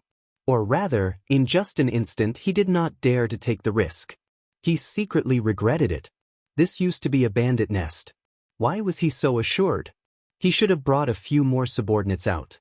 Thinking about how Lord and Madam had insisted on their privacy during yesterday's mushroom and wild vegetable picking excursion in the mountains, he couldn't shake off the sense of unease, breaking out in a cold sweat. Thankfully, yesterday passed without incident. But now, what was his course of action? He was clueless about the strength and numbers of potential adversaries. He couldn't even risk informing the two subordinates trailing behind him, fearing that any sign of tension might tip off the other party. The situation could turn dire. While the manor boasted many skilled subordinates, it was clear that help from afar might not arrive in time to avert disaster. Ai took a deep breath and made his way toward Xiaoyunduan. Yet, he couldn't keep this information from his lord. He needed to seek his lord's counsel. His lord's intellect surpassed his own. Surely, there was a solution. Observing Ai's approach, Xiaoyunduan handed Anan over to Xiaoxian and stood up. As he drew near, Xiaoyunduan gestured for him to speak in hushed tones. "Lord, listen carefully without turning around. It appears there's an ambush on the eastern hill." Uncertain of their identity or motives, Xiaoyunduan's eyes gleamed. In that moment, his thoughts mirrored Ai's. "I've been negligent." Considering this location's history as a former bandit stronghold, the presence of others might not raise eyebrows. But if he, the prefect lord notorious for wiping out 3 villages, were recognized, the situation could escalate. He should have brought reinforcements when venturing out. If indeed targeted, escape now seemed futile. With only Ai and the 2 others, facing a potentially larger assailant group would prove challenging. Except for the trio, the rest were mere civilians lacking combat prowess. Despite their anxiety, they could offer little assistance. Well, stall for time. I'll send Lixia, Kaiyun, and the others back to summon aid. Stay vigilant. Ai acknowledged. Xiaoyunduan, disinclined to conceal facts, beckoned for Lixia's approach. Lixia, having accompanied them to Qingdi, possessed resilience. Unfazed by Xiao Yunduan's directive, he nodded with a composed smile, departing with Kaiyun. A sigh of relief escaped Xiao Yunduan. These two were dispensable, and had their exposure not been swift, their departure would have mattered little. However, if the adversary remained vigilant and resolute on detaining all present, escape might prove futile. When Xiao Yunduan told Lixia to be careful. Unexpectedly, before Lixia and the others could take more than a few steps, 2 arrows whistled towards them. He swiftly intercepted, his sword deflecting the projectiles. Simultaneously, terror-stricken, Lixia and company instinctively pivoted to flee. How could they dare to advance? Yet, fleeing forward wasn't an option. They didn't even get the chance. 15 masked assailants clad in green materialized from the foliage, hurtling towards Xiao Yunduan's trio. Lixia and Kaiyun shrieked, huddling around Xiao Xian. Even Song's countenance paled. Xiao Yunduan clasped Ainin tightly, shielding him from the unfolding chaos.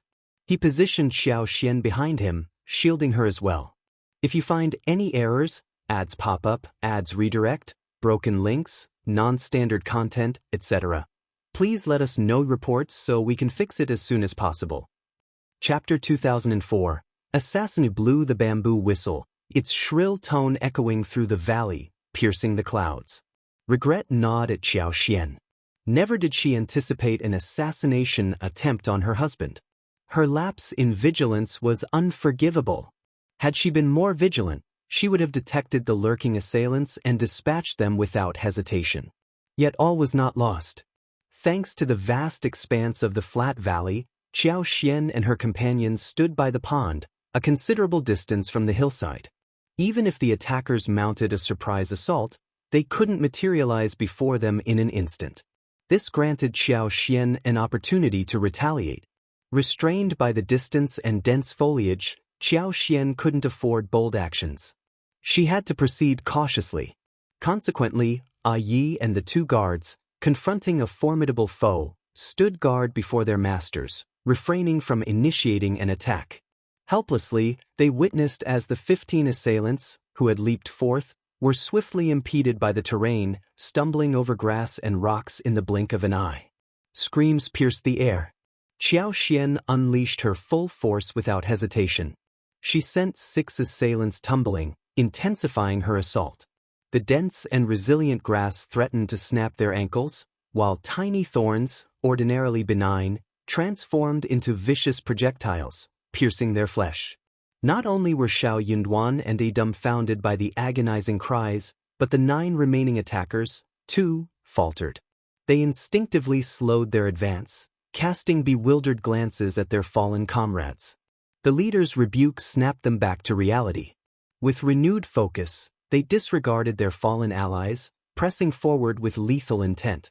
Xiao Xian lamented the swift approach of their assailants, realizing she had no choice but to relent, at least for the moment.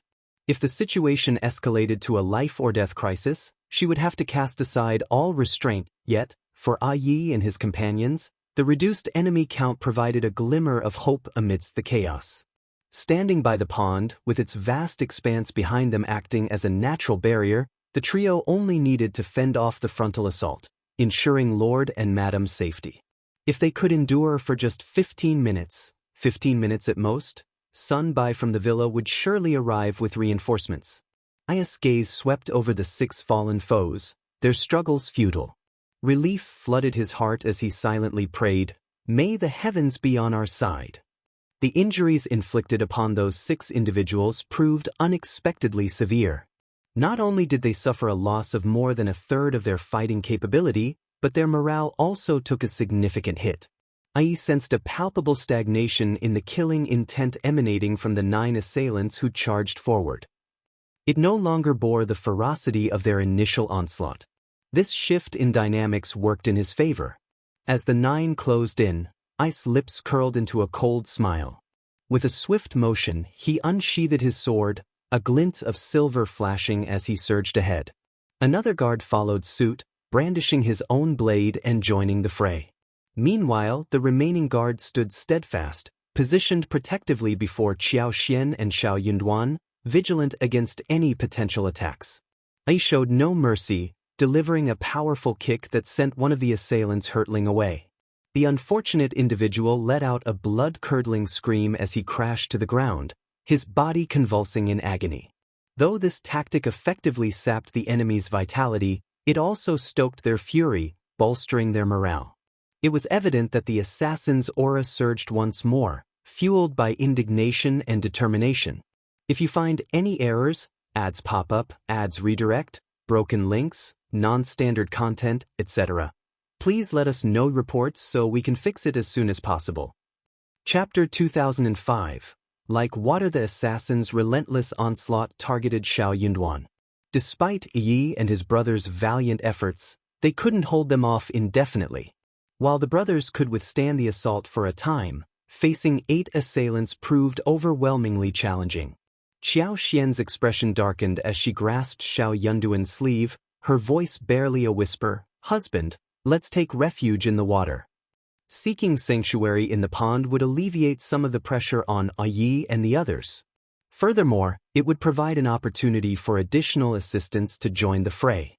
Songshe, clutching a thick bamboo pole, nodded in agreement. "Indeed, Lord. It's our best chance." "Then let's make our move." Xiao Yunduan wasted no time, disregarding the pond's chill. They plunged into the water, navigating the depths with difficulty.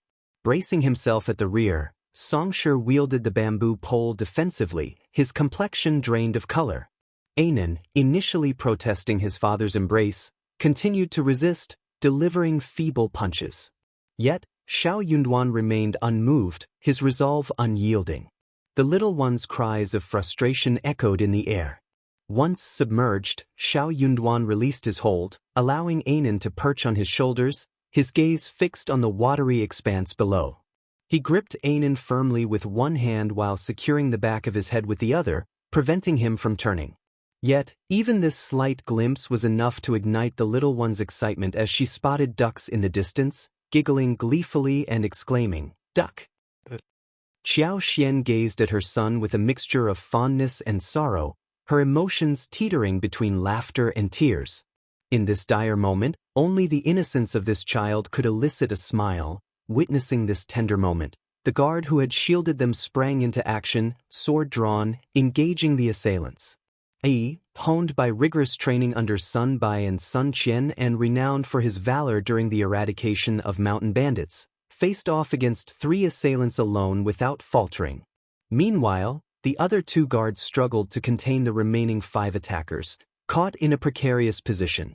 Desperately, the 5 assailants pressed forward, determined to breach the defense line and reach the safety of the pond. With the trio's defenses wavering, anxiety surged within them, yearning for the reinforcements promised by Sun Bai and his cohorts. With a resounding splash, an assassin leaped into the water, followed by another. Cold dread gripped Yi and his comrades' hearts. Without hesitation, Yi wielded his long sword with lightning speed, driving back the trio with forceful strikes. With a swift leap, he plunged into the pond, creating a sizable splash. The 2 assailants who had entered the water earlier hadn't made much headway. The water's resistance and muck hindered their movement, diminishing their martial prowess significantly. Yi wasted no time, homing in on one of the submerged assailants and closing the distance with alarming speed. As he closed in, he swiftly drew his sword, driving it into the man's chest.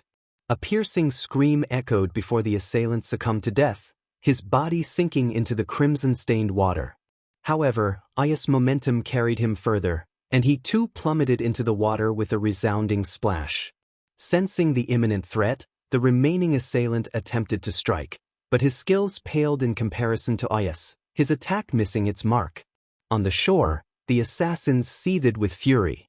Plop, plop. Like a synchronized motion, they leaped into the pond one after another. Witnessing this, the 2 guards exchanged a glance before leaping into the water without hesitation.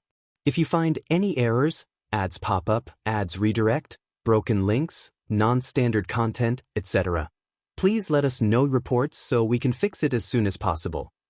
Chapter 2006. Resolution. The sudden commotion jolted the tranquil expanse of the pond, startling the ducks into a panicked frenzy. Observing the startled waterfowl, Xiao Yunduan gestured for Songshi to approach with the bamboo pole, intending to further agitate them and drive them away. Meanwhile, Xiao Yunduan and the others pressed on, navigating the water's depths with difficulty, heading towards the opposite bank. With a nod, Songshi hastened over, his movements unsteady. From a distance, he bellowed at the ducks, brandishing the bamboo pole to splash the water forcefully. The pond, spanning over 20 mu, roughly the size of a football field, provided ample space for housing thousands of ducks. Yet, despite its size, it wasn't boundless. In mere moments after Song's arrival, while he remained at a distance from the hundreds of ducks, the flock erupted into chaos. Led by one daring duck, they surged forward, propelled by the wind. Songshi grinned with satisfaction, continuing his efforts to drive them away. Driven by Song's actions, the ducks careened wildly towards Yi and his companions. The once placid water surface now churned with chaos. Xiao Xian wasted no time, harnessing her superpower to bolster the feeble water plants at the pond's bottom, transforming them into formidable obstacles. In swift succession, someone's leg became ensnared by the seaweed, causing him to stumble. Before he could regain his footing, a lethal strike found its mark, piercing his heart. Xiao Xian couldn't contain her excitement. Meanwhile, Yi and his comrades were equally invigorated. With only 6 adversaries remaining on the opposing side, the odds were stacked against them. In a 2-against-1 scenario, their advantage dwindled further. The remaining assailants, driven by desperation, launched frenzied assaults on Yi and his companions, their eyes nearly bloodshot with anxiety. Their focus shifted from pursuing Xiao Yunduan and the others to combating the formidable trio. However, their efforts proved futile as they were thwarted at every turn. In a stroke of misfortune, each assailant found themselves ensnared by Xiao Xian's water plants, meeting their demise one by one. The murky water provided perfect concealment for Xiao Xian, her actions shrouded in secrecy. Unbeknownst to anyone, Yi and his companions reveled in their success, assuming the assassins were inept in water. As they dispatched their foes with gusto, they couldn't help but sneer inwardly. Landlubbers were landlubbers. What prowess could they possibly possess in the water? Regardless of their martial arts prowess, they were like fish out of water. In the end, the leader remained alive, albeit unconscious, as Yi subdued him when he attempted to flee. The 2 guards swiftly apprehended him. Xiao Yunduan signaled to Yi. Though Xiao Yunduan shared Yi's puzzlement regarding the assassin's aquatic struggle, he saw it as a stroke of luck. As Sun Bai and his men arrived on the scene, they witnessed Yi delivering the final blow to the leader. Their disbelief was palpable. How was this possible? As soon as they heard Yi's whistle, they immediately ran over and arrived in less than 15 minutes. They didn't expect the battle here to be over? Has he improved even more? Xiao Xian and Xiao Yunduan were escorted back to the manor by Sun Bai and Yi, leaving 6 guards behind to handle the aftermath. Once again nestled in his father's embrace, Anan began to squirm, clearly displeased. Dark. Uncomfortable. Don't. If you find any errors, ads pop up, ads redirect, broken links, non-standard content, etc., please let us know reports so we can fix it as soon as possible. Chapter 2007. Escaped. As they returned to the villa, a collective sigh of relief swept through everyone present. After refreshing themselves with a shower and changing into dry clothes, they sat down to savor hot ginger tea. Despite their attempts to move past the harrowing ordeal, the lingering fear persisted. Anan, oblivious to the events, remained curious, yearning to glimpse the unfolding drama she had been shielded from. He longed to catch a glimpse of the ducks that had caused such commotion. As his parents leaped into the pond, Anan's delight bubbled over, his urge to dance and giggle irrepressible. Observing her daughter's innocence, Xiao Xian exchanged a glance with Xiao Yunduan and sighed. I never anticipated that those mountain bandits would harbor such formidable adversaries. Xiao Yunduan's gaze hardened, his agreement tacit. Indeed, it was unexpected. The intensity of their assailants' hatred was unmistakable, indicating a deep-rooted vendetta against Xiao Yunduan, likely stemming from their ties to the mountain bandits. Despite their victory over the bandit threat and the apparent jubilation that followed, Xiao Yunduan, Sun Bai, Sun Qian, and Zheng Sang knew better than to underestimate their enemies. They understood that not everyone would be eradicated in their conquest. Despite outward appearances of triumph and security, there lingered a sense of unease. However, Zheng Sang and his associates remained vigilant, conducting thorough investigations for an extended period. During this time, no one dared to let their guard down. Contrary to appearances, Meng Wanfei's men didn't truly depart. Instead, they dispersed covertly, collaborating with Zheng Sang's team to root out any remaining threats. Their efforts yielded results. Those discovered and evading capture met swift justice, either falling on the spot or being apprehended for hard labor. Only after exhausting all avenues and confirming the absence of any lingering threats did activity gradually cease. Eventually, Meng Wanfei's operatives departed, returning to deliver their findings. Although this didn't guarantee the complete eradication of all potential threats, any remaining individuals were either skilled in concealing their identities and had fled An's province, never to return, or were inconsequential figures. While once invisible within the bandit stronghold, after its destruction, they could only evade detection through careful concealment. Nonetheless, they lacked the capacity to exact revenge. That's why Xiao Yunduan decided to relocate his wife and child to Liuhe Manor. Unexpectedly, trouble found them here. Thankfully, surviving such a perilous ordeal gave them reason to reflect later. Taking Qiao Xian's hands in his own, Xiao Yunduan offered gentle reassurance. The assailants today were skilled fighters, but we've managed to catch most of them. I believe this is an isolated incident. There's no need to fear, my dear wife, no more threats will come. Any further breaches of security would be a failure on his part as the prefect lord. Xiao Yunduan couldn't entertain the idea that Zheng Sang, Sun Bai, and Sun Qian were incompetent. He trusted them implicitly. In truth, he was taken aback by the day's events. Qiao Xian's smile faltered slightly as she confessed, I'm not afraid, but witnessing such violence firsthand has left me unsettled. Recalling the tense moments of the ordeal, she felt a shiver run down her spine. Xiao Yunduan sensed her unease, his heart melting at the sight. His wife must have been deeply shaken by the events. He wondered if she would struggle with nightmares in the nights to come. He resolved to offer her comfort and companionship in the days ahead, particularly during the nights. If you find any errors, ads pop up, ads redirect, broken links, non-standard content, etc., please let us know reports so we can fix it as soon as possible. Chapter 2008. It's actually him. Yes, luck was certainly on our side, Xiao Yunduan remarked, feigning obliviousness to Qiao Xian's nervousness. With a playful tone, he added, It's no wonder my mother always said you were blessed. Qiao Xian chuckled. I beg to differ. Xiao Yunduan joined in her laughter. Perhaps you're right. As they conversed, Sun Bai requested an audience, prompting Xiao Yunduan to invite him in. Xiao Xian excused herself, mentioning she would check on their son. Though Xiao Yunduan never kept secrets from his wife, and Sun Bai and their close confidants were aware of this, Xiao Xian preferred not to involve herself in certain matters. Indeed, Sun Bai's visit concerned the captured assassin. Upon learning the reason for Sun Bai's presence, Xiao Yunduan felt a chill run down his spine. He followed Sun Bai to a secluded area of the villa, where the survivor, knocked unconscious by Yi, was held captive and being interrogated by Sun Bai himself.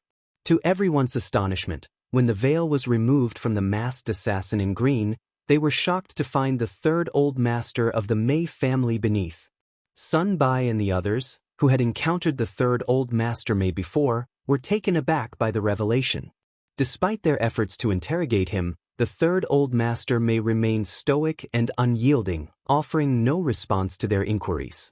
Eventually, he simply shut his eyes, refusing to engage further. Recognizing the urgency of the situation, Sun Bai instructed his men to keep a vigilant watch over the captive while he hastened to report to Xiao Yunduan. Equally surprised, Xiao Yunduan wasted no time. He immediately dispatched a Yi to inform Jia Hemming at the government office of the startling discovery. Xiao Yunduan instructed Jia Hemming to summon the Mei family's masters and stewards back to the government office for further investigation, particularly focusing on the two old masters of the Mei family. Instructing discretion, Xiao Yunduan emphasized the importance of maintaining a low profile and avoiding unnecessary attention. They should someone to enter the Mei family and place everyone in the Mei family under house arrest in a few large courtyards. Even a rough servant was not allowed to leave.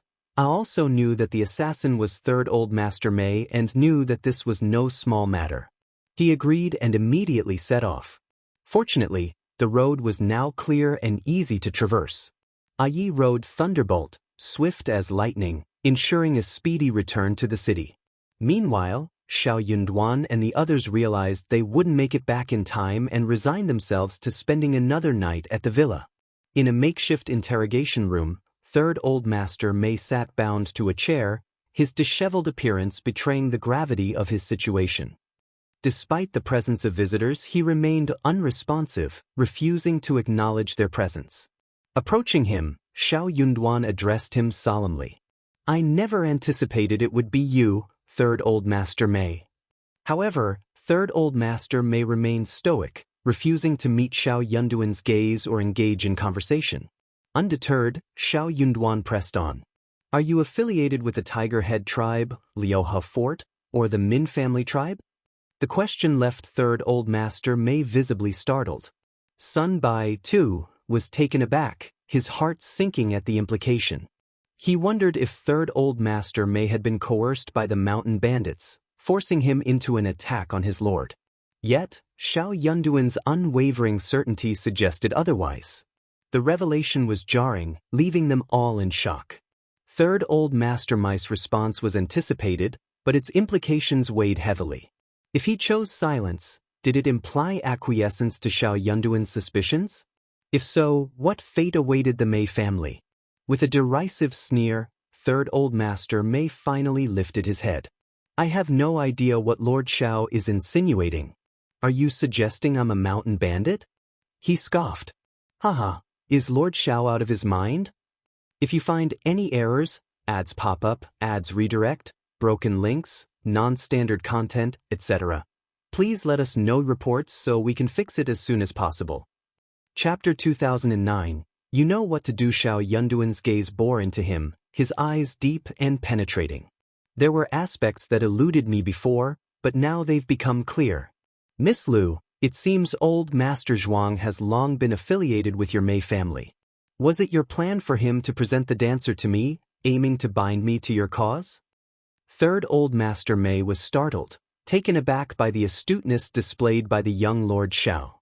Of course, he couldn't admit to such manipulation. "Lord Xiao, you misunderstand.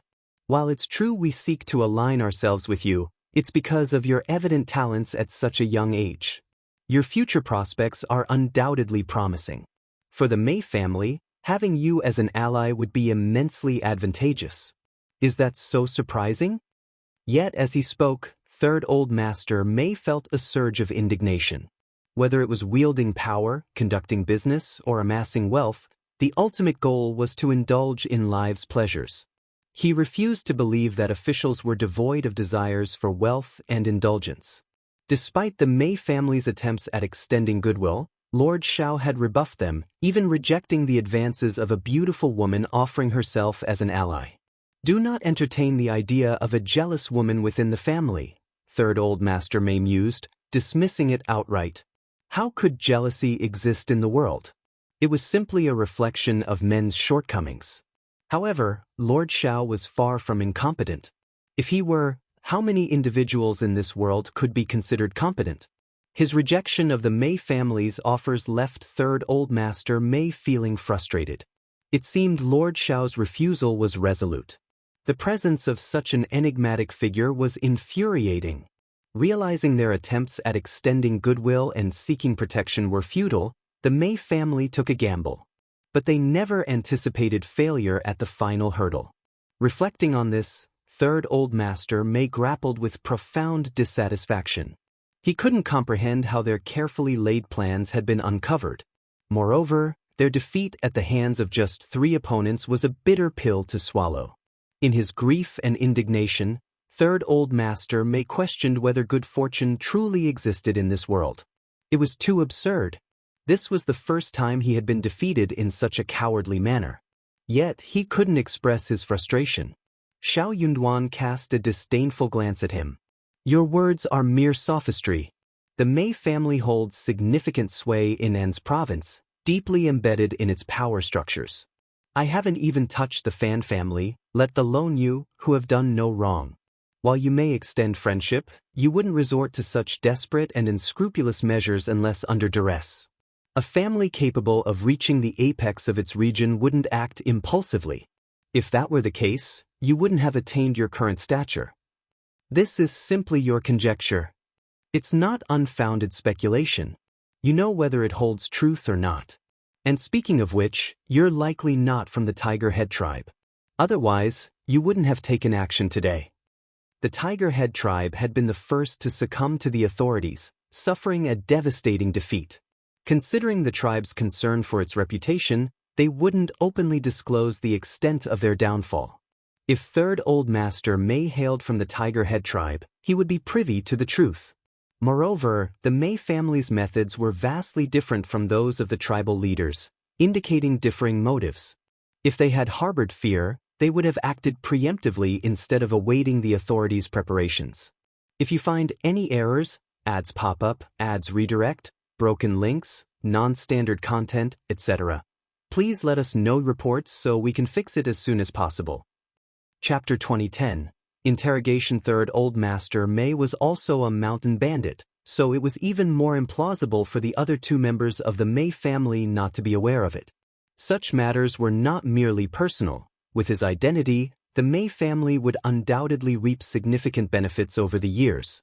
Xiao Yunduan pressed on. Now, only the Min family tribe and Liuhe Fort remain. It must be Liuhe Fort, correct? All the leaders of the Min family tribe bear the surname Min, and I doubt you're the type to change your surname. It seems apparent. Xiao Yunduan noted the shock and panic in Third Old Master Mai's eyes, rendering a response unnecessary. Suppressing the turmoil in his heart, Third Old Master May retorted, Lord Xiao, if you wish to accuse me, do so directly. Are you attempting to condemn me with such a ludicrous accusation? Xiao Yunduan retorted, you've orchestrated assassinations of court officials. Your fate is sealed. Do you believe the Mei family will remain unscathed? Do you believe it'll spare the Mei family? You! Third Old Master May exclaimed. Since you dared to act, you must bear the consequences, Xiao Yunduan declared. A chill swept through Third Old Master May. While he anticipated such an outcome, he refused to acknowledge it.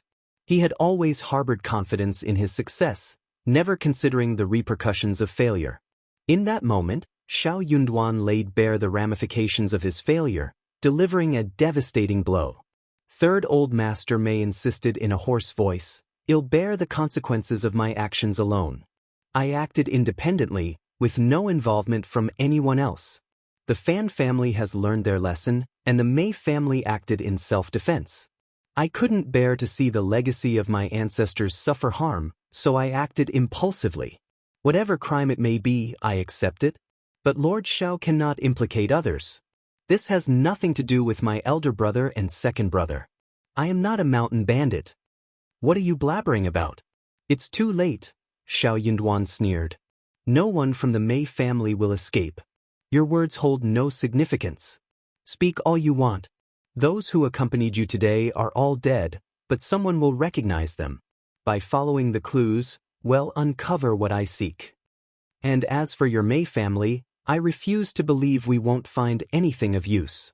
Third Old Master May was struck by shock like a bolt from the blue. You! He glared furiously at Xiao Yunduan, struggling against his restraints. He gritted his teeth, longing to leap at him and tear into his flesh. Xiao, you're wicked and ruthless. I want rest until I've repaid you, even in the afterlife. I won't let you off even if I become a ghost. Sun Bai stepped forward, delivering a harsh kick to his lower abdomen. Behave yourself, he scolded coldly, or face the consequences. Third Old Master Mei glared at Xiao Yunduan with bloodshot eyes. Unmoved, Xiao Yunduan replied calmly, "You're no match for me in life, so what threat do you pose as a ghost? Sun Bai, silence him and ensure he's watched closely. Well, return to the city tomorrow."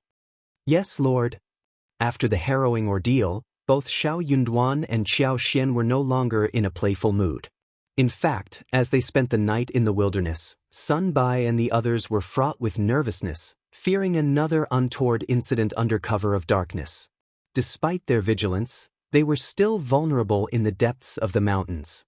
Unexpectedly, in the dead of night, Yi returned with 26 guards. "If you find any errors, ads pop up, ads redirect, broken links, non-standard content, etc., please let us know reports so we can fix it as soon as possible." Chapter 2011. Shocking the city. Sun Bai and the others were initially shocked, fearing another attack from the Mei family. However, their apprehension turned to relief and joy upon realizing that Yi had returned with reinforcements. At dawn the next morning, Xiao Yunduan and Qiao Xian departed for the city. There was no time to visit the manor in the mountains. They would have to postpone it for another occasion. As they journeyed, they passed countless fruit trees dotting the mountainside, each brimming with vitality and bearing ripe fruit. Qiao Xian had hoped to explore further, but circumstances dictated otherwise. The guards at the gates of An City had been reinforced, with increased patrols throughout the city. Despite Xiao Yunduan's instructions to maintain a low profile, the magnitude of the recent events prompted a heightened response from the authorities. It was inevitable that such a significant occurrence would quickly spread throughout the city. By the time Xiao Yunduan and Qiao Xian returned, news of the incident had already swept across An City. Shock rippled through the city. Some individuals had already harbored suspicions, and now their hunches seemed validated.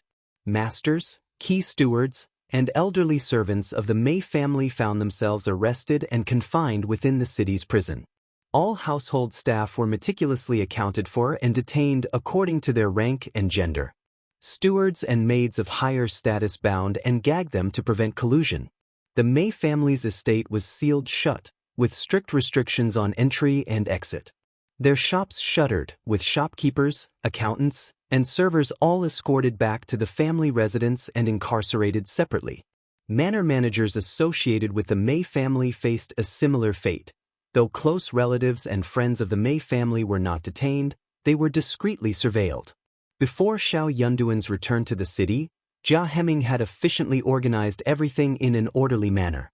Upon his arrival, Xiao Yunduan wasted no time, ordering his men to investigate the identity and backgrounds of the assassins.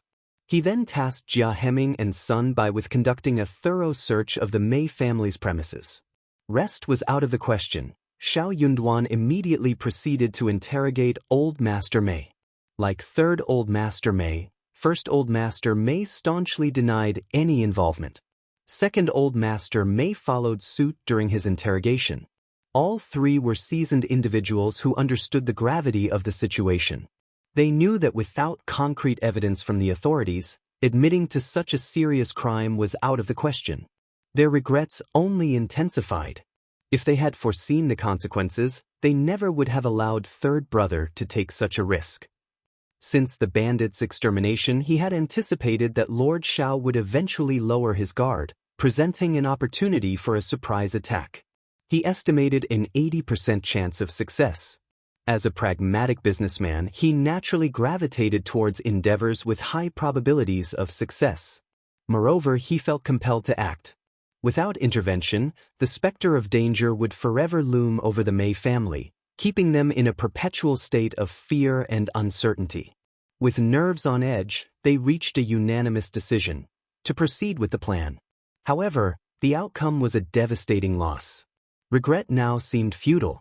Jia Heming and Sun Bai's thoroughness and expertise yielded valuable findings in the Mei family's secret chamber. In just 5 days, the identities of 2 of the assassins who had died had been verified. They were the leaders of Liuhe Fort. The evidence was conclusive, and the Mei family was annihilated overnight. If you find any errors, ads pop up, ads redirect, broken links, non-standard content, etc., Please let us know reports so we can fix it as soon as possible. Chapter 2012. The Fall of the Mei Family. At this juncture, only one of the three prominent clans remained in An's prefecture city. The Bai family and Wen family, now aligned with Xiao Yunduan, began to assert their presence. Historically, the Hua family, the sole remaining clan of the three, maintained a low profile, appearing weak and uncompetitive. They shunned ostentation, preferring a tranquil existence. Their family members were known for their amiable demeanor. Many sighed in disbelief. Who would have imagined that the once understated Hua family would emerge triumphant? They now stood as the most illustrious among the three. It became evident that maintaining a low profile was the path to true success. With the fall of the Mei family, the local power dynamics in An's prefecture city underwent a significant shift. All assets under the Mei family's ownership were redistributed. To everyone's surprise, the prefect's wife declined any claims this time. Qiao Xian deemed it unnecessary. With Liuhe Manor's expansive holdings, absorbing too many additional properties would prove burdensome. In the future, when she had the time, expanding her holdings wouldn't pose a challenge. Exploration was well within her capabilities. Furthermore, with the vast expanse of land at Liuhe Manor, it was more than sufficient for dealing with the hidden valley in Meili Town they had previously discovered. Shortly after Qiao Xian and Anan returned to their hometown, Xiao Yunduan arranged for the construction of the hot spring villa. Utilizing local materials to construct a wooden house and utilizing natural water sources to create hot spring pools didn't require intricate designs.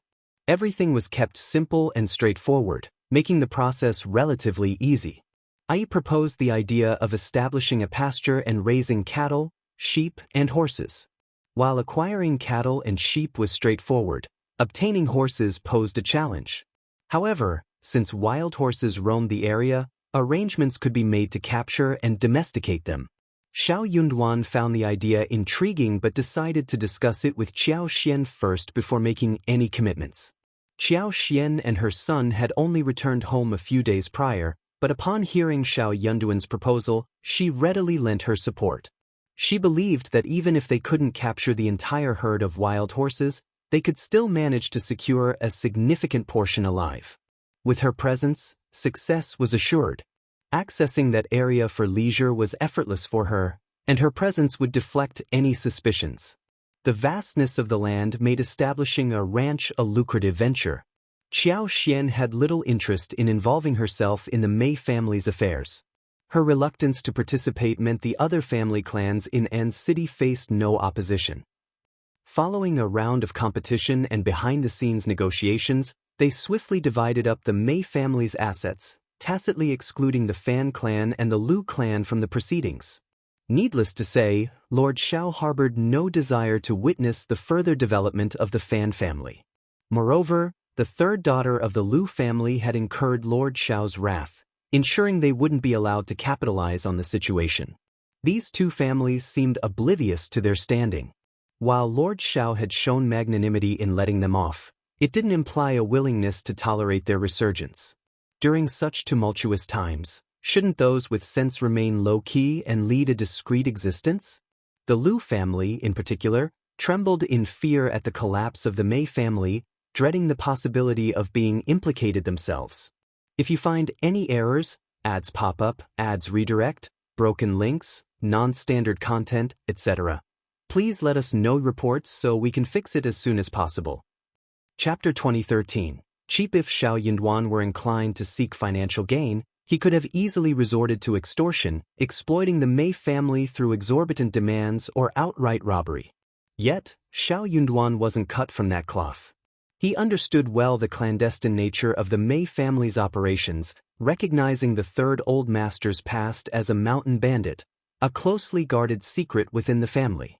This knowledge was closely guarded. Even the Mei family's closest associates remained unaware. Consequently, Xiao Yunduan maintained a distance from any affiliations tied to the Mei family. Despite some feeling remorseful and attempting to assuage their guilt through clandestine gifts to his office, Xiao Yunduan rebuffed such attempts. Among the gift-givers were the Lu family, though Xiao Yunduan declined their offerings. He discerned the Lu family's innocence in the affair, causing them to breathe a sigh of relief. Observing the Mei family's business heading for auction, the Liu family saw an opportunity to engage without fear of reprisal. In accordance with tradition, the properties up for auction were notably affordable, making them an enticing investment opportunity. Who wouldn't seek to capitalize on such advantageous circumstances? However, to their dismay, they found themselves shunned by other influential family clans, receiving no semblance of respect. The Liu family seethed with anger and resentment. In the past, when the Mei family held sway, no one in An's province would have dared to treat them with such disdain. The Liu family felt the sting of insult added to injury, finding the behavior of others truly despicable. As the Mei family's kin by marriage, they felt entitled to assume control of the family's affairs. Why were they summarily excluded? Their indignation simmered, and they contemplated lodging a complaint with Lord Xiao at the state government office. Yet, fear held them back from taking such bold action. Thus, the Liu family harbored deep regret. If only their daughter had chosen to align herself with Lord Xiao earlier, they lamented, no one would dare to slight the Liu family in this manner. The Liu family found themselves teetering on the edge of temptation, eager to act but restrained by apprehension. Similarly, the Fan clan felt the pull of opportunity but faced the bitter taste of rejection. Their frustration mirrored that of the Liu family. However, unlike the Liu family's emotional investment, the Fan family had approached the situation with measured expectations. Their disappointment, therefore, was tempered by foresight, unlike the Liu family's raw indignation. Fan Rian couldn't resist stoking the flames of resentment in front of old lady Fan. Imagine if Ruerue were to marry Lord Xiao. Suddenly, those who spurned us would scramble to win our favor. They wouldn't dare to turn up their noses or act superior. I never imagined the Mei family harbored such secrets. Lord Xiao, your escape must have been harrowing. They nearly succeeded in their nefarious plans. It truly speaks to your good fortune. As they say, surviving disaster brings blessings. One can only wonder what lies ahead for Lord Xiao. Mother, if Ruerue were to align with him, it could only benefit our family. Mother, wouldn't you like to see our Fan clan restored to its former glory? Old Lady Fan had long been plagued by frustration, disappointment, and simmering anger over the downfall of the Fan family. She rarely ventured outside now, fearing the scorn and mockery of old adversaries. The mere thought of such humiliation was enough to incense her to the core. Driven by this deep-seated fear and desire for vindication, old Lady Fan harbored a fervent longing for the resurgence of the Fan family. With advancing age, she recognized the fleeting nature of time. If the family's fortunes didn't reverse soon, she feared she might never witness their restoration. To her, it was a matter of dying with unfulfilled grievances. As Fan Rian continued to speak, old Lady Fan found herself wavering. Surviving calamity often brings about newfound blessings. Lord Xiao truly seemed to possess an extraordinary fortune. Happiness seemed to follow in his wake.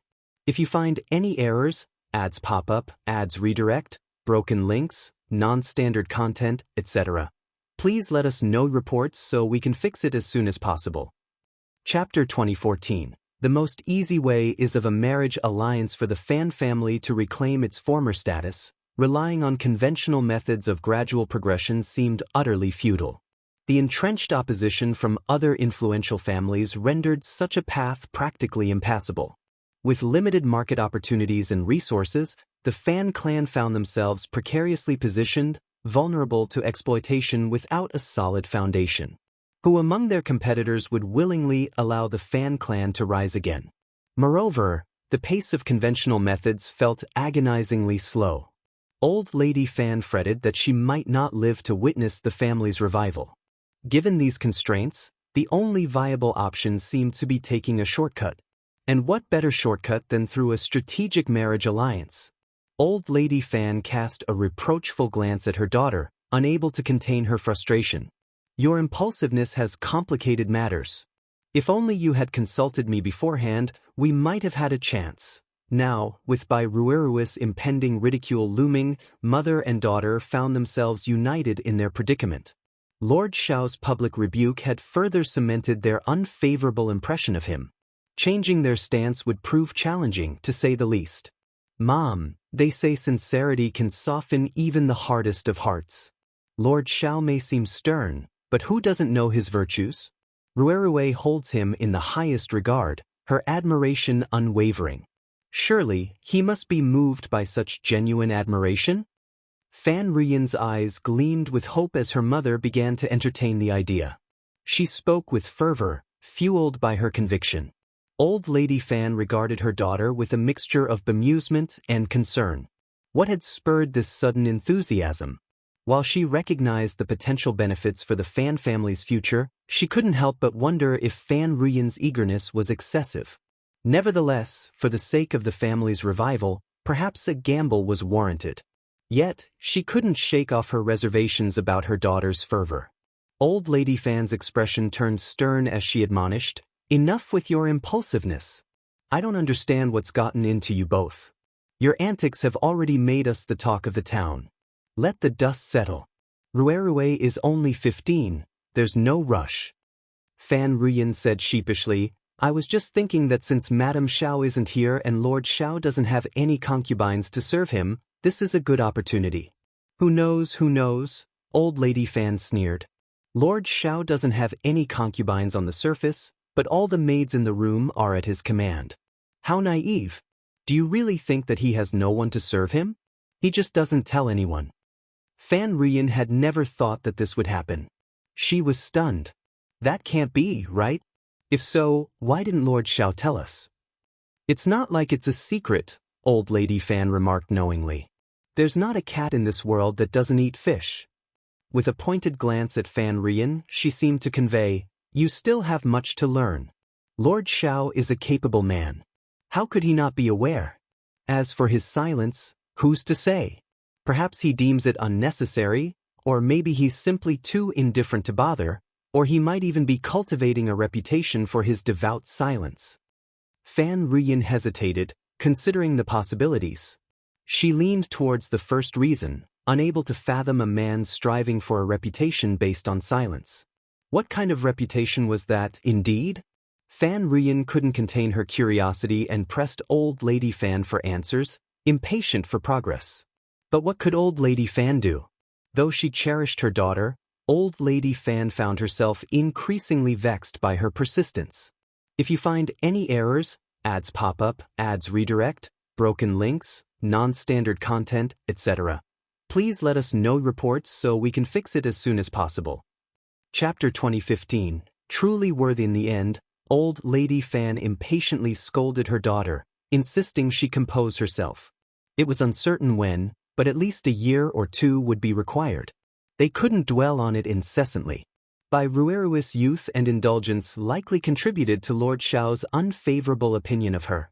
With time on her hands, Fan Ruyan should focus on acquiring valuable skills. That should be her priority. Fan Ruyan couldn't argue with this logic.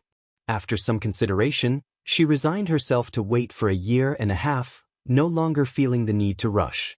During the Dragon Boat Festival, and city bustled with the excitement of the Grand Dragon Boat Race, drawing both Xiao Yunduan and Xiao Xian into the festivities. It was a vibrant affair.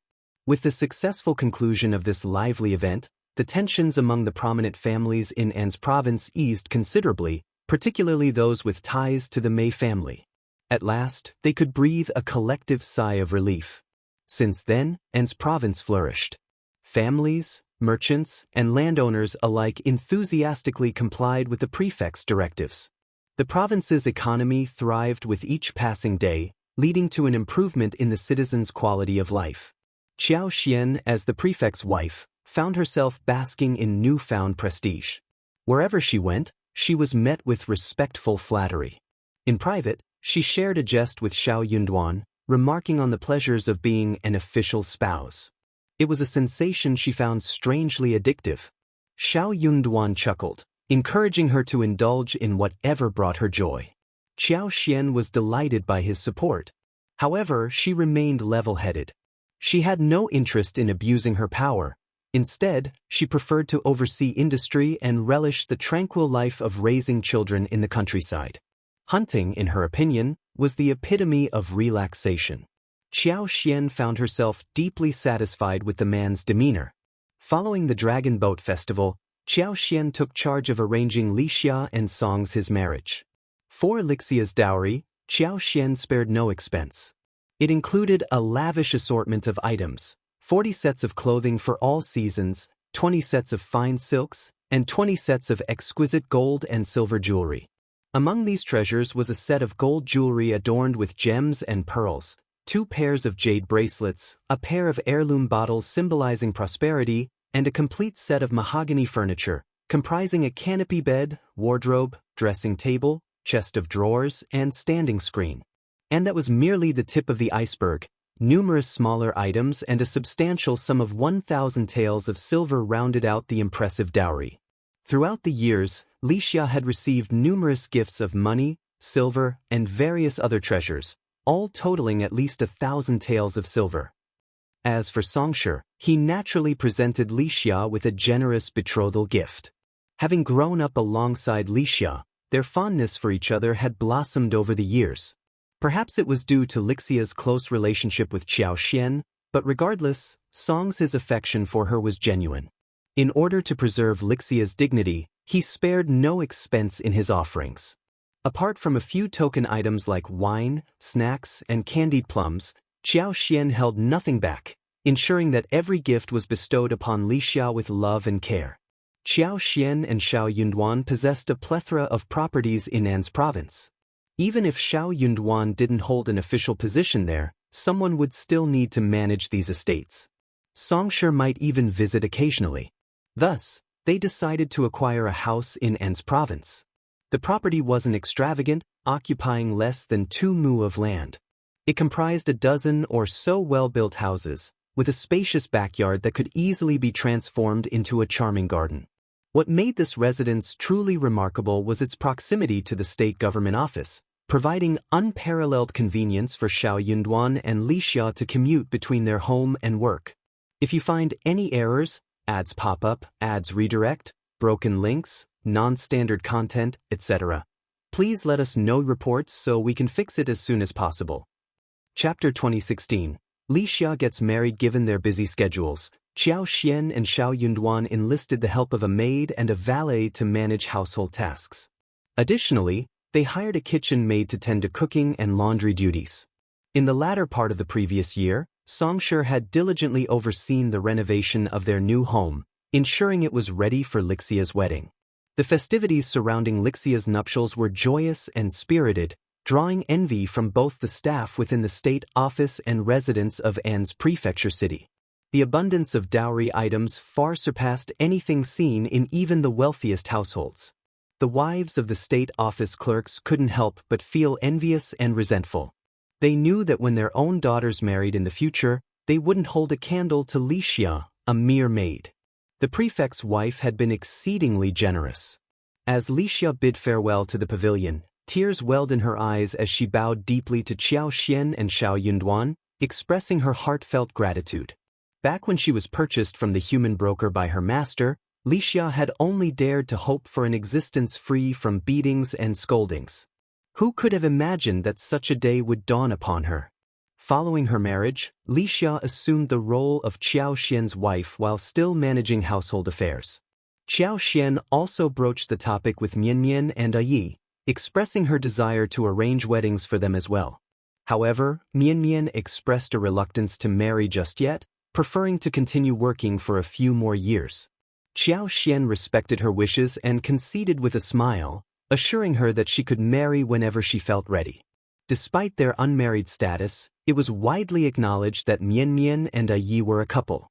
Yi, being straightforward, didn't seem bothered by the delay. He would likely wait patiently, even if it meant another 10 years. As for Lixia, although he showed no inclination towards marriage, his age indicated that he could only remain unmarried for another 2 years at most. Meanwhile, despite the gradual accumulation of experience by Kaihua, Kaiyue, and others, the household still faced a shortage of manpower. Continuing her efforts to bolster the household, Qiao Xian purchased 3 12-year-old girls named Xiaoman, Dongji, and Xiaoxue. Following Lixia's marriage, Not only Lixia but also Kaiyun and Kaiyue suddenly found themselves inundated with suitors. Xiao Xian couldn't help but feel torn between laughter and tears at the sudden surge of attention. Yet, such reactions were only natural. Even families of moderate wealth might not offer the same lavish dowry as Lixia's. It was inevitable that many would be tempted. Beyond the dowry, the savings and possessions accumulated over time were not insignificant either. Xiao Xian found herself cautioning Lixia and the other girls not to be swayed by sweet words from men. Marriage was on the horizon for them, and they deserved substantial dowries just like Lixia. Lixia had followed Xiao Xian through thick and thin, and even Kaiyun and Kaiyue had amassed considerable dowries. Given these circumstances, it was difficult to discern whether suitors were drawn to the individuals themselves or their wealth. At the very least, the girls needed to carefully assess each suitor, considering not only their intentions but also the dynamics within the suitor's family. Compatibility with potential in-laws was just as crucial as the character of the suitor. At the very least, a suitor shouldn't be a troublemaker, right? Xiao Xian cautioned Lixia and the others against being swayed into marriage hastily. Regretting such a decision later on would be too late. Her words resonated with Lixia and the others, who immediately regained their clarity of mind. In mid-June, Lu Changming and Song Guangyao sent word that the results of the spring quarter examinations were in. Lord Xiao's cousin, Xiao Lulang, had achieved the status of an intermediate advanced scholar. Having received the 8th grade doctorate in 5 sutras from the Hanlin Academy, he was now considered to have established himself in the capital. If you find any errors, ads pop up, ads redirect, broken links, non-standard content, etc., please let us know reports so we can fix it as soon as possible. Chapter 2017. Not lucky. Lord Xiao, renowned for his expertise in the 5 sutras, deliberately maintained a low profile, never alluding to his connection with Xiao Yunduan. Few were aware that he was Xiao Yunduan's cousin. He made no mention of his hometown, Shouting Village in Yuzhang Heshan County, opting instead to reference Yuzhang alone. It appeared he wished to sever all ties with Xiao Yunduan. Furthermore, it seemed he was cultivating closer ties with the 4th prince's circle. Had it not been for the letter from Lu Changming and Song Guangyao, Xiao Yunduan might have dismissed it all as a jest. While Xiao Yunduan had cautioned Zhao Shu against prying too deeply in the capital, it didn't mean he was indifferent to its affairs. Zhao Shu, despite his wealth, was not adept at scheming. His conspicuous activity in the capital could draw unwanted attention and trouble. Before departing, Xiao Yunduan had instructed Lu Changming and others to keep a watchful eye on certain individuals, urging vigilance and caution. He emphasized the importance of maintaining a distance from potentially risky alliances. The news of Xiao Lulang's intermediate status left Xiao Yunduan incredulous. "It's hard to believe," he remarked, not out of disdain for Xiao Lulang, but out of a keen understanding of his cousin's capabilities. Xiao Lulang had barely scraped through as the last among the recommended candidates. If he were to attempt the exam again, it was doubtful he'd even secure an intermediate status, let alone achieve the rank of advanced scholar. Xiao Yunduan knew this all too well. It seemed implausible that Xiao Lulang had attained such a prestigious title based solely on his abilities.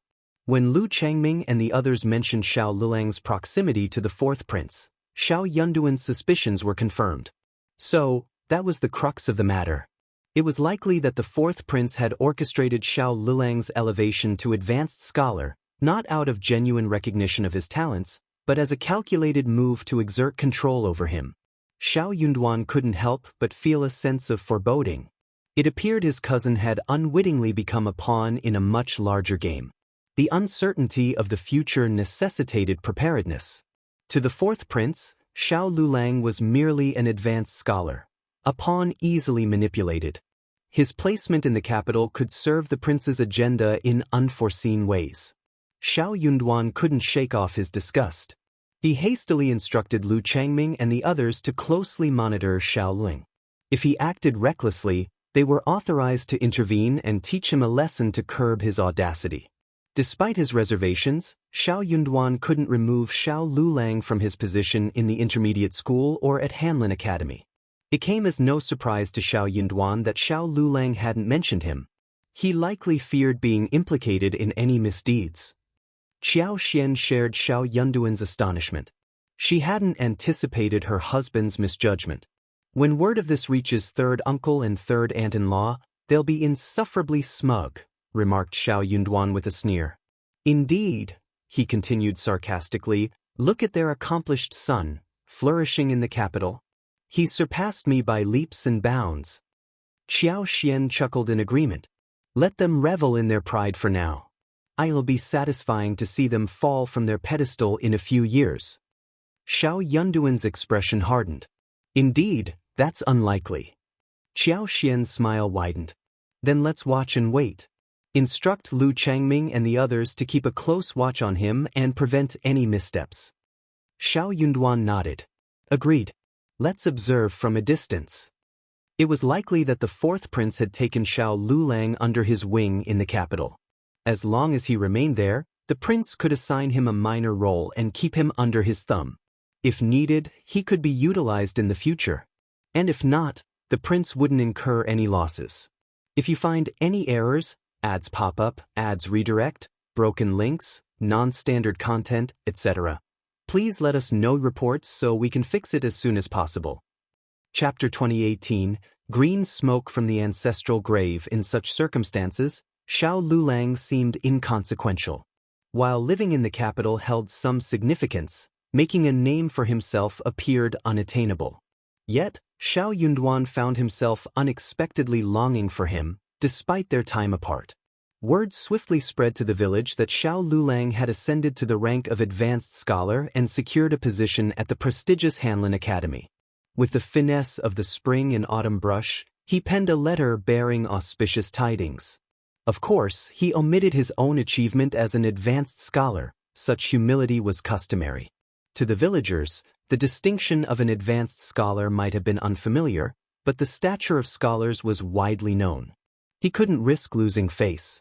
In his missive, he merely conveyed his success in the advanced scholar examination and his commendation by esteemed figures, leading to his tenure at the Imperial Forest Academy in the capital. He casually remarked on the exclusivity of Hanlin Academy, where only a select few, numbering no more than 20, were admitted each spring examination, all of them notably exceptional. Initially intending to return to his hometown to honor his ancestors, he explained that his duties at the apex demanded his undivided attention, leaving no room for a homecoming. Official matters, after all, took precedence. Shouting Village erupted into excitement once more. The Xiao family is truly blessed. Yes, their luck knows no bounds. Who would have thought Xiao Lulang would rise to the ranks of an advanced scholar? And to stay in the capital as an official, esteemed by both leaders and nobles.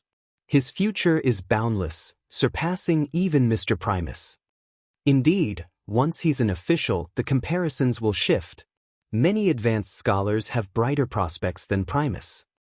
Third uncle and Ms. Ma are already dreaming of a prosperous future.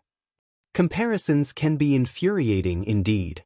Meanwhile, third uncle and Ms. Ma practically floated with pride, their happiness palpable.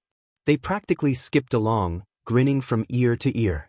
They were extremely ostentatious in the village and kept saying, I always knew our Lulang would make us proud. He's truly a success now, huh? Our Lulang has had wits since he was a child. Even back in the academy, Master often sung his praises. That's no exaggeration. It's a shame really. I miss our Lulang dearly. If only he could come back. But with the nobles and higher-ups valuing him so much, they're keeping him for something big. So, business takes precedence. This time around, they were more cunning. They extolled their own virtues without dragging Xiao Yunduan into it. Yet, their haughty demeanor spoke volumes. They had no desire to compete with the main branch of the family or Xiao Yunduan. After all, Xiao Yunduan couldn't hold a candle to them. Who else had they heard of being esteemed by the leader? When Tao Tao married Zhao Shu, they weren't as envious or resentful. Their son was already a high-ranking official in the capital, with a far brighter future than Xiao Yunduan's. They had no need to worry about Xiaoda's family. Xiaoji was marrying into an official's household. Being an official's wife wouldn't be easy. Thankfully, They hadn't let go of Xiaoda's family affairs in the past. And they couldn't afford to do so now. They needed to swiftly dispatch a letter to Lulang. Finding a suitable family for Xiaoji in the capital was paramount. The second section of the family of the Xiao family was so annoyed. Ms. Niu and second Unruly kept scolding their son and daughter-in-law, but they did not like them at all. If you find any errors, ads pop up, ads redirect, broken links, non-standard content, etc., please let us know reports so we can fix it as soon as possible. Chapter 2019, Ms. Fang disregarded this.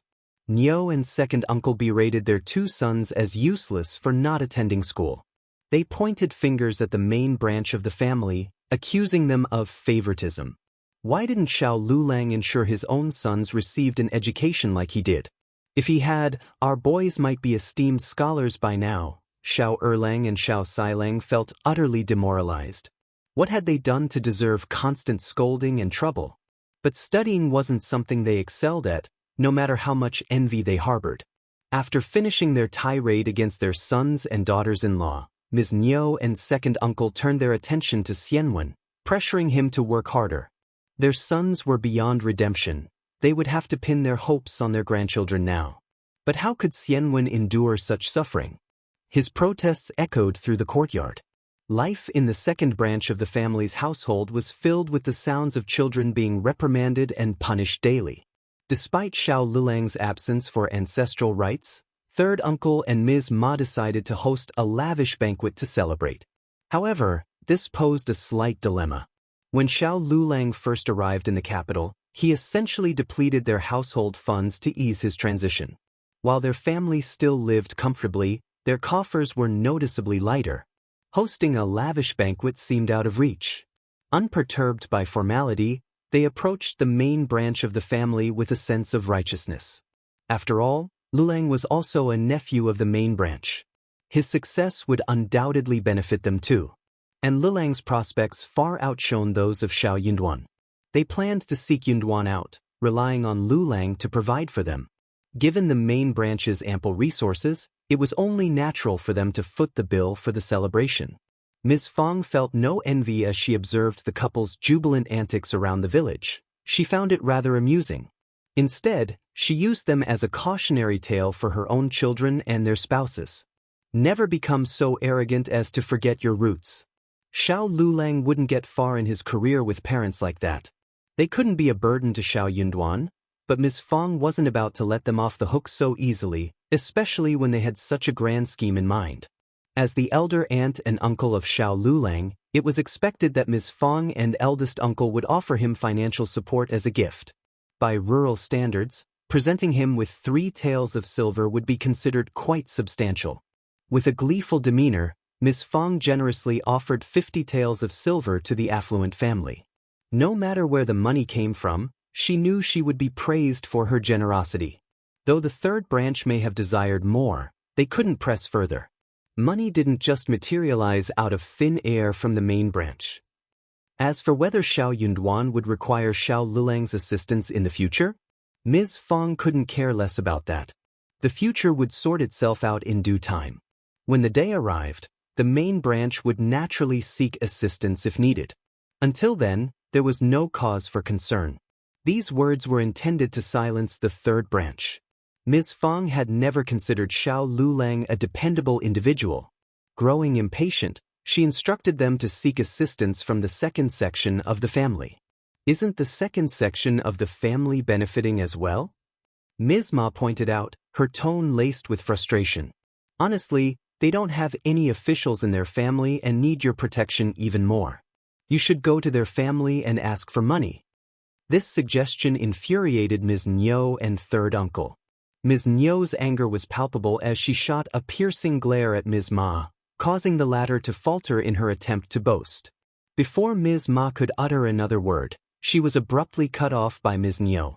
It would suffice if the second branch of the family offered a modest gift, Ms. Niu retorted sharply.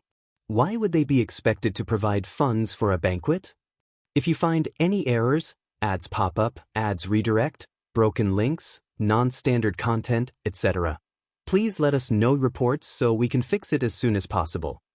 Chapter 2020, anyone would get tired of it since the second branch of the family wasn't forthcoming with assistance, and Ms. Fang wasn't cooperating. Ms. Ma and third uncle begrudgingly accepted the 50 taels from Ms. Fang and added another 10 taels to fund the banquet. Hosting a banquet for 60 taels of silver was already quite a feat for country folk. Yet, Ms. Ma and third uncle couldn't shake off their disappointment, knowing it paled in comparison to the grandeur of Xiao Yunduan's hometown banquet. All they could do now was wait. When Lu Lang returned in the future, they vowed to make it up to him. No matter how festive, every celebration had its end. The banquet of the third branch came and went, and well-wishes abounded. Gradually, people returned to their own lives, paying less attention to the matter. But not Ms. Ma and third uncle. The couple appeared intoxicated with joy, parading around with their heads held high, eagerly awaiting flattery and praise. Initially, others indulged them, offering compliments out of courtesy. They feigned envy and admiration, playing along with their charade. But such flattery grew tiresome over time. Eventually, even the most patient souls would tire of it. However, Xiao Lilang's high-ranking status in the capital's hierarchy made him untouchable, dissuading anyone from offending him easily. Consequently, when others spotted Ms. Ma and third uncle from a distance, they conveniently averted their gaze, lowered their heads, and hastened away. Noticing the avoidance, Ms. Ma and third uncle grew increasingly irked, venting their frustrations in private. Their most common refrain was the wait-and-see series. They vowed that when Lu Lang returned, none of these people would dare to approach him if he had the power. And if they had the means, they wouldn't need to rely on their family's support in the future. Meanwhile, at the main branch of the family, Xiao Yunduan dispatched someone to fetch Ms. Fang and eldest uncle for a brief visit at the end of June. Ecstatic, Ms. Fang and eldest uncle couldn't contain their joy. Of course, they would eagerly accept the invitation to their son's abode. The entire family accompanied them, leaving only a caretaker and Chunyu behind to tend to the household. Before departing, Ms. Fang instructed the land officer to look after their affairs and reminded the housekeeper to defer to the main branch's authority, ensuring no decisions were made without their consent. If anyone dared to stir up trouble, they would seek justice from the land officer, a clear indication of their vigilance against the third branch of the family. It was evident that they were wary of potential disruptions from the third branch, as they were the only ones audacious enough to instigate conflicts with the main branch. Unless eldest uncle passed away one day, the animosity from the third branch would continue unabated, resulting in occasional flare-ups. They couldn't seem to learn their lesson. When Xiao Yunduan sent for them, the entire first branch of the Xiao family eagerly packed their belongings and embarked on the journey with 2 large carriages, one for the maids and the other for Xiao Yunduan and Xiao Xian. Accompanied by 10 mounted guards, they set out. This spectacle evoked envy and admiration from the villagers. Those who had once believed Xiao Lulang held more promise than Xiao Yunduan underwent a change of heart. They now saw the superiority of Xiao Yunduan. After all, he was the primus. When he returned to his hometown to honor his ancestors, it would undoubtedly be a grand affair. Having served as an official in the capital and now serving as a local magistrate, he was accruing valuable experience. It was only a matter of time before he ascended to a higher position in the capital. Moreover, the fact that his parents dispatched so many people to fetch his family back suggested they were in good spirits and enjoying prosperity. If you find any errors, ads pop up, ads redirect, broken links, non-standard content, etc., please let us know reports so we can fix it as soon as possible. Chapter 2021. Still unruly in comparison, Xiao Lulang seemed significantly inferior. Third uncle and Ms. Ma, known for their propensity to stretch the truth, especially Ms. Ma with her loquacious nature, found themselves biting their tongues. How much of what they claimed was genuine? It seemed that if Xiao Lulang scored 1 point, the couple would undoubtedly award him 10. With this realization, they no longer feared them. However, Ms. Ma and third uncle grew agitated once more. The arrival of Ms. Fang in An's province promised to bring a lively atmosphere. Unexpectedly in July, Zhao Shu arrived with Taotao. This was the epitome of a harmonious family. Ms. Fang and eldest uncle were elated. Taotao was equally surprised and overjoyed. Zhao Shu reveled in the company of others and radiated happiness. The back office's eastern courtyard in An's province buzzed with liveliness. Meanwhile, Zhao Shu took Tao Tao to pay respects to their ancestors at the Zhao family's ancestral home. To Zhao Mu's dismay, Zhao Shu brought along Ms. Qin. Despite Zhao Mu's irritation, Zhao Shu didn't neglect him and introduced him to Tao Tao, addressing Zhao Mu as uncle. As for Ms. Qin, being a mere concubine, Zhao Shu didn't even spare her a glance, let alone an introduction. Zhao Mu was seething with rage. However, Zhao Mu was keen to save face, so he refrained from speaking out. Ms. Qin, on the other hand, wasn't as reserved. She erupted in anger on the spot, exclaiming, "He's your biological father." Zhao Shu, growing impatient, interrupted her sharply. "Your family is still so unruly. Is a concubine worthy of interrupting? If she were in our residence, such unruliness would have been disciplined long ago. And I have only one father. If anyone doubts it, they can take it up with the patriarch." What about you? Uncle, your concubine truly lacks decorum. How dare she speak out of turn? If she continues disregarding propriety, she'll sow discord in the family and breed chaos. Who's to say she won't deteriorate further in the future? Uncle, are you going to let this slide? Zhao Mu seethed in silence. Ms. Qin seethed too, but dared not voice her discontent. She knew that if she spoke, Zhao Shu would promptly cut her off with the word concubine, denying her a chance to finish her thoughts. This despicable man. Truly despicable. With a contemptuous glance at Zhao Mu, Zhao Shu sneered before departing with Tao Tao. Finally, Zhao Shu grasped the situation. It was evident that Zhao Mu had grumbled about why Ms. Qin accompanied them. There were certain things he couldn't voice due to his concern for saving face, but Ms. Qin didn't share his reservations. Ms. Qin was shameless and lacking in intelligence. She didn't hesitate to speak her mind, though she seldom had the opportunity to do so as Zhao Shu always cut her off. Zhao Shu's generosity towards the patriarch's wife, and the elders increased by 20%. This gesture elicited widespread happiness, with everyone regarding him and Tao Tao with utmost warmth and affection. The ancestral worship proceeded smoothly, and Tao Tao's name was duly added to the records. As for Zhao Mu, his status as Zhao Shu's biological father proved futile. The sex laws were immutable, and since Zhao Shu had been formally adopted, he no longer bore any relation to Zhao Mu. There was no way for Zhao Mu to exert control over him. Everyone conveniently ignored Zhao Shu's decree. If you find any errors, ads pop up, ads redirect, broken links, non-standard content, etc., please let us know reports so we can fix it as soon as possible. Chapter 2022. Scheming Zhao Mu was so infuriated that he nearly spat blood. Unable to bear it any longer, Ms. Qin wept for Zhao Mu. Yet, without a word from Zhao Shu, all the respected ladies and aunts in the clan hurled insults at her. Even Zhao Mu received a stern reprimand from the clan elders. Clearly, he hadn't learned his lesson. Not only had he brought a concubine to such a significant occasion, but this concubine also dared to criticize the Zhao family. Who gave her, a mere concubine, the audacity to do so? What had gotten into Zhao Mu? Did he intend to continue bringing shame upon the family? If their decline persisted, what would be left of them? Ms. Qin's face flushed with alternating shades of red and white. She felt a surge of humiliation and resentment bubbling up inside her, urging her to scream and curse. Among those who criticized her, many were familiar faces. When her old master was still the wealthiest man in Yangzhou, none of them dared to call her a concubine. They all smiled and spoke respectfully to her. They addressed her as Madame Qin. But now, they turned on her faster than the changing tides. Who were they to judge her? Naturally, Zhao Mu didn't dare to oppose the entire clan. He could only swallow his pride, publicly apologize, and chastise Ms. Qin. Yet, under Zhao Shu's watchful and seemingly amused gaze, Zhao Mu felt his blood boil, his face burning with shame.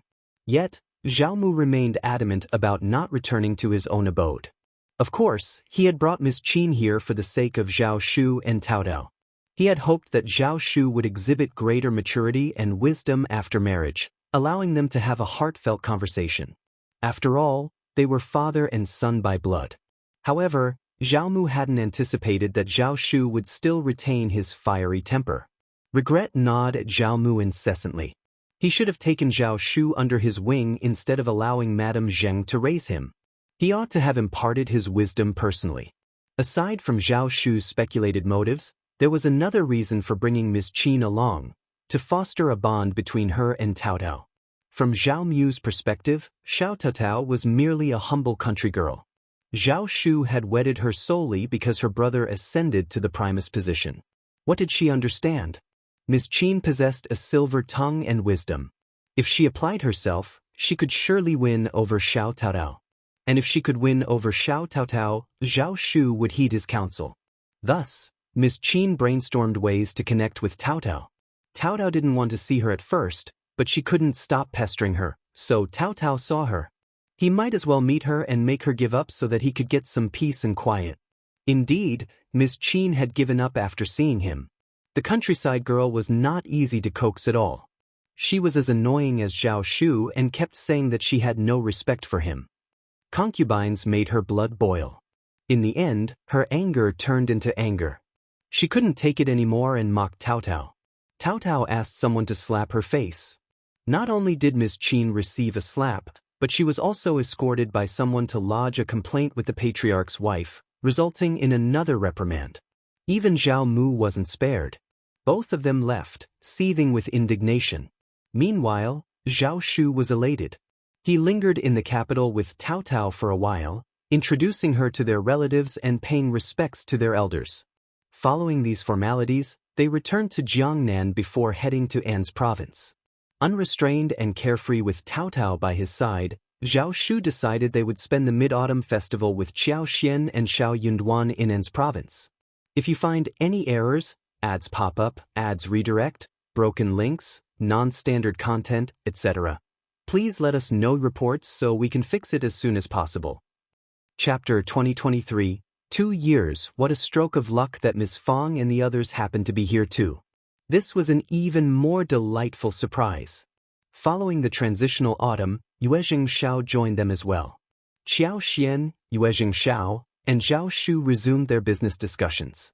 They were able to procure various goods like herbs, tea leaves, fabrics, and timber from An's province. With the collaborative efforts of both families, they could handle any quantity of goods. Their plans unfolded seamlessly.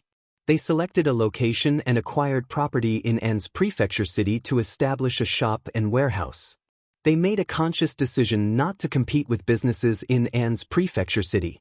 Instead, they engaged in buying and selling goods outside the city, conducting their trade. Their presence was welcomed by local trading companies. Their involvement promised increased vitality in local commerce, a mutually beneficial arrangement. By mid-September, Ms. Fang and eldest uncle found themselves unable to stay longer. With the autumn harvest season beckoning, they had to return home promptly. Thus, the entire family embarked on their journey back. Though there was a tinge of sadness upon parting, they found solace in the closeness they had cultivated and the newfound ease of travel between their locations. Winter gave way to spring, and time slipped by unnoticed, marking the passage of 2 years. In the 51st year of the Emperor Xian's reign, Anan had already turned 3 years old, soon to celebrate his 4th birthday in July. The lively little fellow was robust and full of mischief, keeping the east courtyard of the back office bustling with activity each day.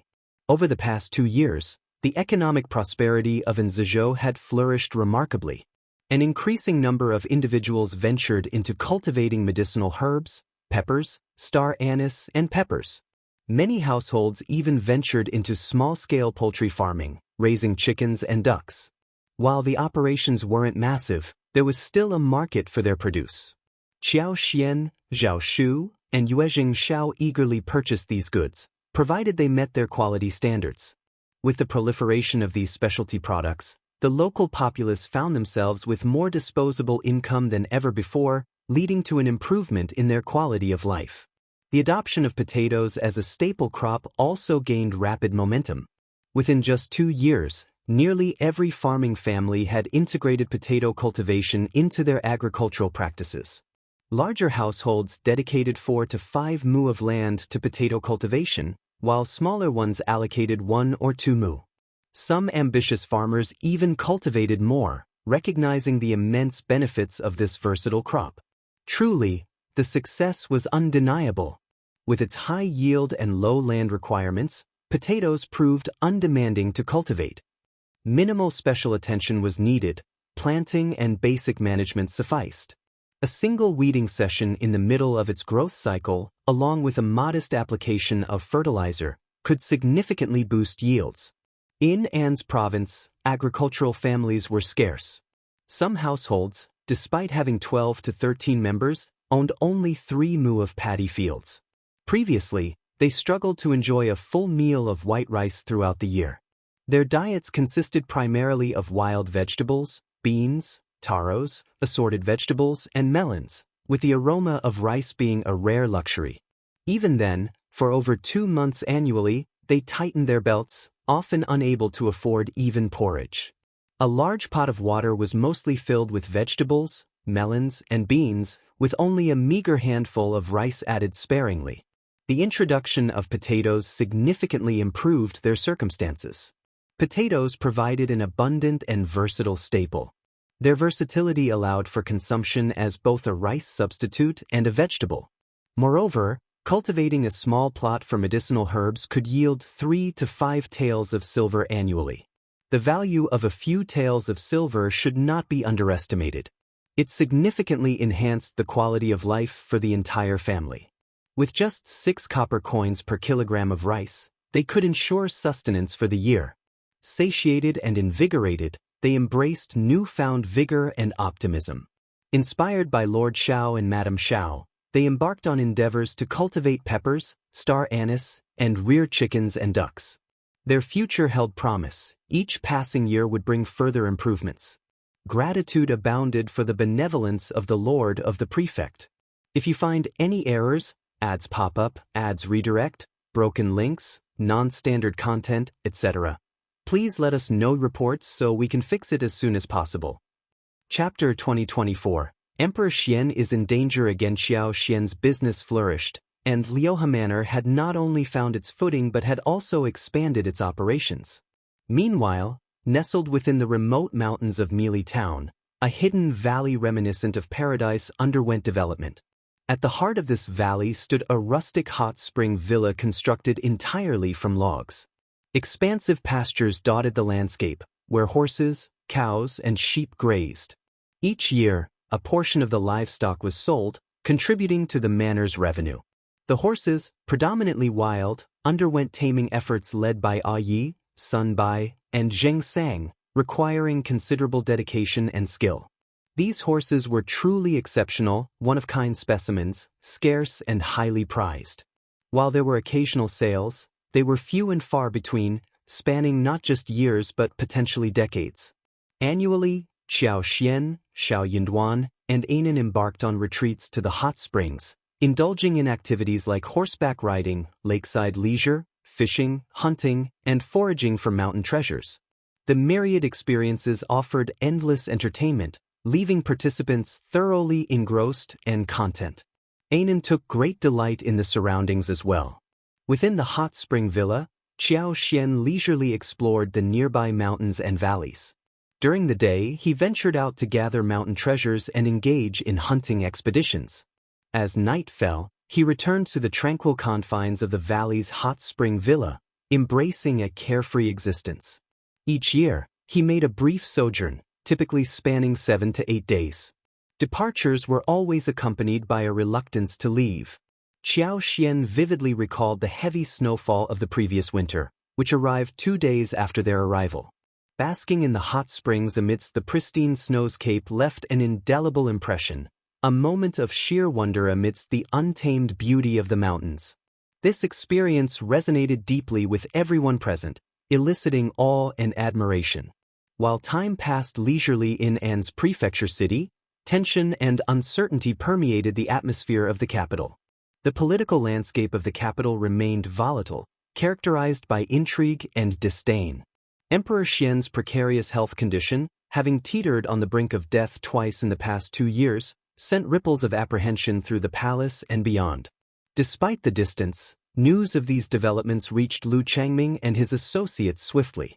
The power struggle between the crown prince and the other princes continued unabated, escalating with each passing day. The crown prince's position mirrored Emperor Xian's failing health. It teetered on the edge of collapse yet stubbornly refused to crumble. Over the past 2 years, the crown prince's influence had stagnated, occasionally facing rebukes from his siblings. Though fraught with nerves and fear, the crown prince's standing continued to dwindle. With Emperor Xian's close brushes with death, the other princes could no longer afford to remain passive. The prospect of waiting for Emperor Ji Xian's demise and subsequent ascension to the throne became increasingly precarious. Realizing the urgency, the second prince and third prince, initially inclined to bide their time and capitalize on internal discord, abandoned their passive stance and took proactive measures. United in their determination, they sought to eliminate the crown prince as a crucial first step towards reshaping the political landscape. Only by toppling the crown prince and securing the vacant position could they hope to stake their claim.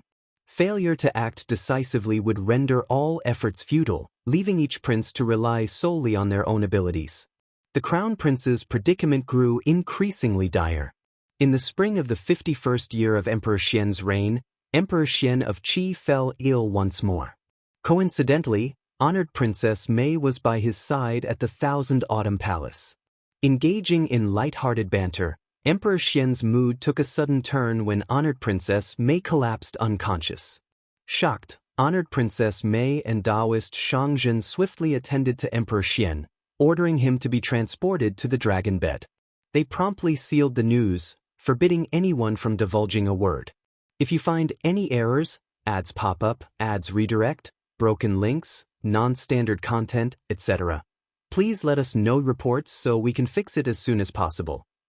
Chapter 2025. Sudden death. Their moods were somber, tinged with a mix of panic and apprehension. Yet amidst the panic, a subtle undercurrent of anticipation lingered. Since dispatching Taoist Shangzhen to the palace, honored Princess Mei and the fourth prince refrained from any private communication with him, abstaining from seeking his assistance. However, Taoist Shangzhen remained steadfastly aligned with their cause. Honored Princess Mei understood his temperament all too well. Any attempt to contact him privately, even if innocuous, would risk undermining Taoist Shangzhen's credibility with the emperor, a risk they couldn't afford to take. When Taoist Shangzhen examined Emperor Xian's pulse, he shook his head gravely at honored Princess Mei. The emperor hovered on the brink of death. This time, without divine intervention, his survival seemed improbable, unlike the previous 2 instances. Perhaps, the emperor might never awaken again. Honored Princess Mei's entire being was taut with tension.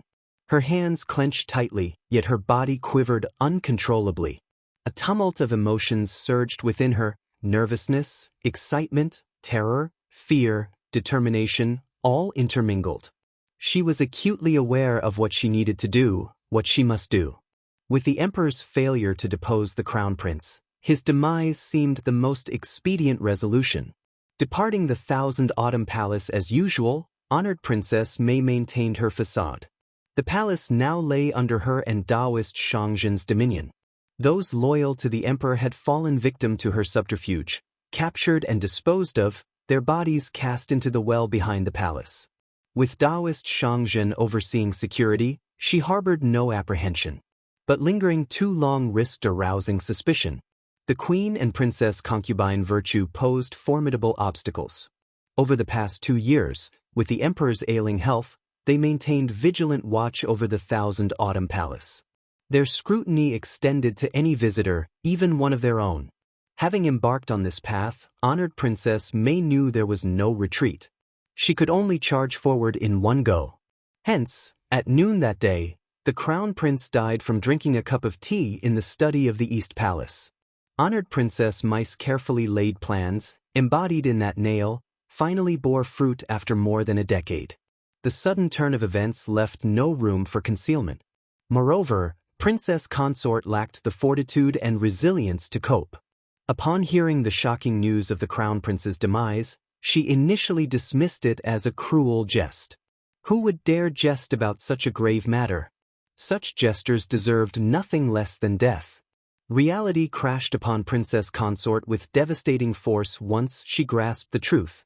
In a frenzy, she hurled herself towards the study in the East Palace, clinging to the desperate hope that the Crown Prince could still be revived. Surely he wouldn't die. He couldn't die.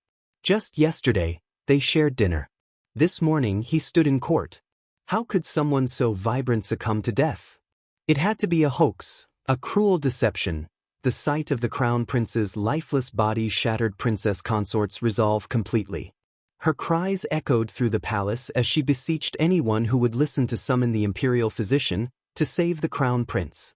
Little did she know she'd soon be thrust into the chaos, rushing to court, summoning the eldest grandson, and rallying trusted ministers. The news of the Crown Prince's sudden demise rippled through the Eastern Palace like wildfire. Meanwhile, the fourth prince had long prepared for such a moment. Swiftly, he dispatched trusted aides out of the capital to rally support while fortifying the palace with his most capable guards.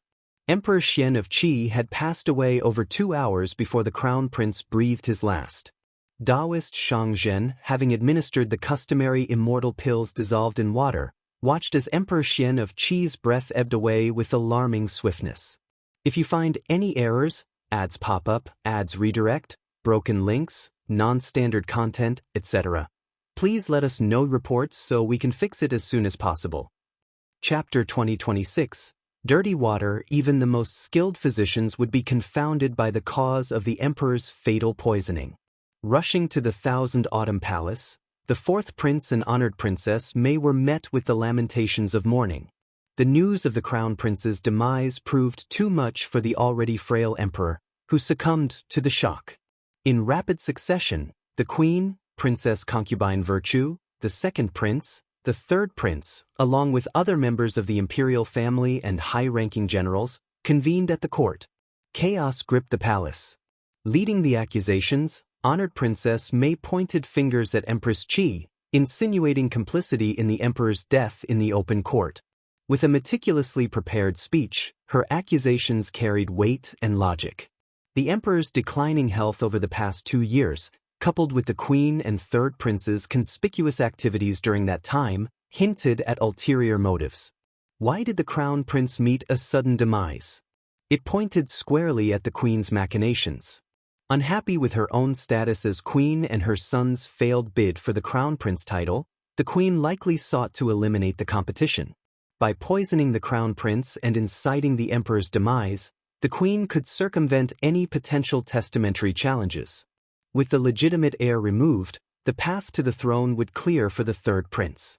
Such calculated malice displayed by the empress was truly staggering. In that scenario, indeed, Empress Qi and the third prince stood to gain the most, casting doubt and suspicion upon them from all sides. Empress Qi seethed with fury. How dare that woman accuse her of such treachery? Yet, despite her indignation, she found herself backed into a corner. No amount of denial could dispel the pervasive doubt in everyone's minds.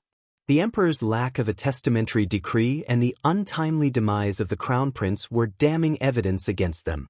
Even if they vehemently protested their innocence, what good would it do? Unless they publicly renounced any claim to the throne. But why refrain from seizing the opportunity? They were the rightful contenders. Why not fight? Honored Princess May, that wretched woman, would surely never let them off the hook after casting such damning aspersions upon them. If the fourth prince ascended the throne, death would surely await them, unless they were sentenced to lifelong imprisonment, a fate scarcely better than death. In a desperate bid to deflect blame, Empress Qi and the third prince turned the tables, accusing the fourth prince and honored Princess May of the crime. Their rationale? The mother and son duo had always been scheming. It was common knowledge that the fourth prince harbored ambitions contrary to the crown prince's interests. Moreover, the fourth prince's swift arrival at the palace following the crown prince's demise, accompanied by a retinue, smacked of premeditation. This implied that he was already aware. Regarding honored Princess May, her visit to the Thousand Autumn Palace just the day before the emperor's demise raised eyebrows. Who could say if there was more to the story? Taoist Shang, bestowed upon the emperor by honored Princess Mai's family, had vanished. Naturally, suspicions arose. Yet, honored Princess Mei and the fourth prince vehemently denied Empress Qi and the third prince's accusations, dismissing them as baseless conjecture. After all, Taoist Shangzhen enjoyed considerable renown. The emperor sought an expert, and honored Princess Mai's family shared in the burden of governance. What was amiss with that arrangement? Now that the emperor had passed, perhaps Taoist Shangzhen harbored concerns about his safety without the emperor's protection. His departure was understandable, a matter of self-preservation. What did it have to do with them? If you find any errors, ads pop up, ads redirect, broken links, non-standard content, etc., please let us know reports so we can fix it as soon as possible. Chapter 2027, Internal Disorder. Empress Qi fired back with her own rebuttal. Wasn't honored Princess Mai's accusation of her and her son also based on mere speculation? What audacity! Honored Princess Mei presumed to cast aspersions and slander, yet recoiled when faced with the same treatment? Who did she think she was? She was the queen, appointed by the emperor himself. She refused to tolerate such baseless slander. Princess Concubine Virtue and the second prince, sensing their implication in the turmoil, waded into the fray to assert their innocence. Empress Qi dispatched several imperial physicians to examine the emperor's body. Their conclusion: the emperor's demise resulted not from poisoning but from prolonged medication use, which had compromised his health over time. His passing, they deemed, was a consequence of his weakened condition. Honored Princess Mei breathed a sigh of relief, doubling down on her pressure against Empress Qi. Ultimately, the pivotal question remained: who would ascend the throne? None of the three princes yielded to the others. With no clear testamentary decree, each harbored aspirations for the throne, unwilling to relinquish their claim. At this critical juncture, Princess Consort rallied, accompanied by her eldest grandson, brothers, and loyal ministers and guards from the East Palace. The Crown Prince's legacy persisted. The eldest son, now a grown man with children of his own, emerged as a contender for the throne. This time, the chaos reached unprecedented levels. The capital teetered on the brink of anarchy as the four factions clashed with ferocious intensity. Only two entrances remained open at the city gates, heavily guarded by trusted sentinels from each faction. Neither side yielded an inch of ground to the other. The city gates buzzed with activity, swarming with messengers darting in and out, seeking reinforcements or hastening from distant locales. Outside the city, several garrisons, large and small, bolstered the factions' forces. Within the palace walls, the tension was palpable. Emperor Xian's remains were hastily interred, and the mourning hall hastily arranged. Tempers flared over seating arrangements and incense offerings. But amidst the chaos, the emperor's funeral took a back seat to the power struggle unfolding before them. The throne beckoned irresistibly, a prize none could ignore and none were willing to relinquish. With no testamentary decree, power lay within reach of the most capable. It was a prize worth fighting for, and no one would shy away from seizing it. Doubtful? Prove your worth. Seize it if you can. The ambitions of the princes were no longer veiled but laid bare for all to see. Courtiers aligned with the princes followed suit, throwing themselves into the fray with abandon. For them, victory meant ascending to the throne. There was no turning back now, only pressing forward. However, loyalists to the imperial court and the late emperor, particularly the venerable old officials, lamented this spectacle. They implored the princes to halt their power struggle and prioritize the funeral rites for the late emperor. How could he rest in peace amidst such turmoil? In response, the princes employed a strategy of deflection, waiting for others to halt first before considering a pause themselves. It was an impasse, a conundrum with no solution in sight.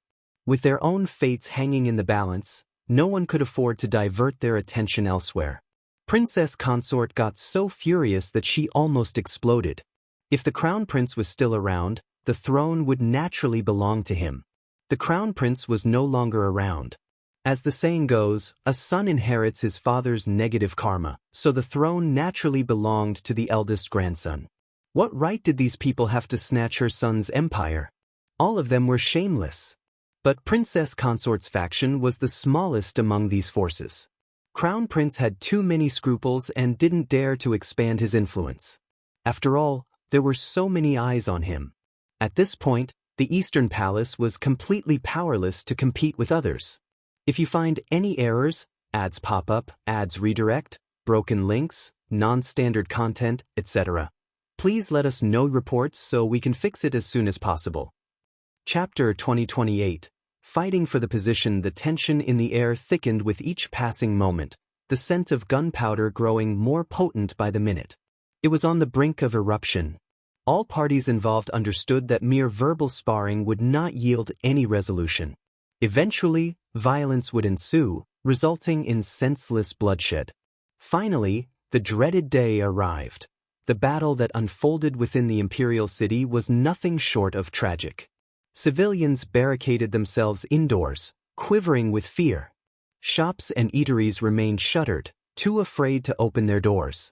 Countless soldiers raced through the sprawling streets, the clang of weapons and the cries of combatants sending shivers down everyone's spine throughout the night. The risk of fire was ever present, with flames sporadically lighting up the sky in various parts of the city. People scrambled to flee the imperial city. Those with nowhere to go cowered at home, praying for divine intervention. Time seemed to stretch on endlessly. As news of the Crown Prince's demise and the Emperor's passing spread, the populace erupted into chaos. Tea houses, wine shops, and streets alike buzzed with fervent discussions and heated debates. Everyone held strong opinions about the state of affairs. Some threw their support behind one prince, while others argued vehemently for another. But as the turmoil dragged on, such debates lost their significance. They ceased to matter to anyone. Even the scholars, usually eager to dissect matters of governance and steer the nation, found themselves devoid of such contemplations. All were consumed by a singular thought: let's bring this to an end swiftly. As long as peace returned, the identity of the successor seemed inconsequential. All they wished for was the swift settling of dust and the restoration of tranquility. This torment and fear persisted for 7 long days and nights. Finally, after a week, a temporary resolution emerged. Temporary because there was no clear victor. The 4th prince and honored princess may claimed a partial victory within the imperial city, yet the Sun family absconded with Princess Concubine Virtue and the 2nd prince, fleeing the city's confines. Before departing, Princess Concubine Virtue ignited a massive blaze within the court. General Sun, in a ruthless maneuver, ordered arson near the city gates, leaving behind a trail of sabotage and potential assassinations. Caught in the wake of the Sun family's brutality, the 4th prince and honored princess may found themselves in dire straits. Amidst their panic, the 3rd prince led a band of loyalists out of the imperial city. But Empress Qi chose to remain, sacrificing her safety to serve as a diversion. Honored Princess Mei and the 4th prince remained oblivious to the 3rd prince's escape, a consequence of Empress Qi's cunning. By the time they caught wind of it, he had already put considerable distance between them. Fearing a potential trap, the 4th prince hesitated to dispatch pursuers. Nevertheless, Empress Qi remained within their grasp. As for the 2nd prince and Princess Concubine Virtue, lacking the legitimacy of the queen or rightful heir, they held little sway. Once the dust settled, troops could be deployed to quash any rebellion they might foment. Similarly, Princess Consort's family fell under the 4th prince's control. With the Crown Prince's demise, the East Palace became untenable for them. Consequently, the 4th prince ordered Princess Consort and her kin relocated to the Northern Palace compound. Tragically, all 3 of the Crown Prince's sons, including the eldest grandson, perished in the prior skirmishes. Only a handful of Crown Prince's grandsons survived, deemed inconsequential and thus spared. Devastated, Princess Consort capitulated. Initially resistant to vacate the East Palace, she ultimately lacked the resolve to end her life alongside her family. If you find any errors, ads pop up, ads redirect, broken links, non-standard content, etc., please let us know reports so we can fix it as soon as possible. Chapter 2029. 3 Emperors of a Country. Princess Consort's spirit was too battered to entertain thoughts of suicide, Yet she couldn't shake off her resentment. Eventually, she begrudgingly relocated to the desolate confines of the North Court Palace. As for her simmering animosity, the fourth prince and honored princess May remained indifferent. General Sun's lingering operatives continued to wreak havoc. Night after night, fires erupted, assassinations claimed lives, and ambushes unfolded, leaving the fourth prince seething with rage and frustration. His loyalists, too, were stretched thin. Within the palace walls, Empress Qi persistently stirred up trouble for honored Princess May. Empress Qi wielded considerable influence over the intermediate palace. Since the late emperor hadn't stripped her of her title, she remained the legitimate empress. Regardless of which prince ascended the throne, she'd retain her status as Empress Dowager. No prince dared to defy filial piety. Especially the fourth prince, who, despite securing the capital, lacked a legitimate claim. His authority was earned through contentious battles with his siblings. While they could overlook his methods during the struggle, they couldn't ignore the need for diplomacy in the aftermath. Otherwise, his reign would lack all semblance of dignity. Empress Qi and her son were untouchable for now. Not only was the fourth prince hesitant to act, but he also felt compelled to ensure Empress Qi's well-being. Her safety was paramount. Any harm befalling her would be difficult for him to justify. Empress Qi recognized this vulnerability and exploited it fully in her clashes with honored Princess May. Bearing her resentment like a heavy burden, honored Princess May found herself repeatedly tested, her frustration growing with each passing confrontation. Yet she dared not lay a finger on Empress Qi. Inside and outside the palace, both honored Princess May and the fourth prince were equally drained. It took the fourth prince more than half a month to stabilize the situation finally. He instructed the imperial astronomers to select the most opportune date for his ascension to the throne and the proclamation of a new era. Following this, he arranged for the construction of a mourning hall and summoned civil and military officials, along with relatives, to pay their respects. Once the former emperor was laid to rest, preparations for the inauguration ceremony commenced. The event had to be vibrant, celebratory, and filled with auspiciousness, a beacon of hope to dispel the recent shadows of misfortune. With unwavering confidence and vigor, the fourth prince stood as the unrivaled master of the Ing family. No contender could match his strength or determination now. He felt a surge of relief at his swift decision-making. Throughout history, fortune favored those who dared to venture into perilous territories. This truth had been reaffirmed once again. Had he hesitated to eliminate the crown prince, he wouldn't have seized the reins of power today. However, what caught the fourth prince off guard was the clandestine departure of the second prince, Princess Concubine Virtue, and their entourage, escorted by General Sun to Xiangyang City in Hubei Prefecture. While he busied himself extinguishing fires and managing the aftermath in the capital, they had slipped away unnoticed. To compound matters, the second prince had usurped the throne ahead of him, altering the era's name to one that cast him as a regicide and patricide. He had circulated a bounty, calling upon officials worldwide to suppress him and avenge the former emperor. Following suit, the third prince ascended the throne in Jinan, leveling similar accusations against the fourth prince. Upon receiving this distressing news, the fourth prince and honored Princess May were incensed and revolted. It was akin to having a live fly forced down their throats. Assuming victory with the capital under his control, he had presumed the second and third princes would scurry away like frightened strays, destined to be captured eventually. Their audacious maneuver blindsided him. Regret gnawed at the fourth prince's conscience, his insides churning with remorse. Had he possessed foreknowledge, he would have promptly expelled them and claimed the throne. Who could have anticipated their brazenness? Disregarding the auspicious date, the fourth prince hastily crowned himself emperor. If you find any errors, ads pop up, ads redirect, broken links, non-standard content, etc., please let us know reports so we can fix it as soon as possible.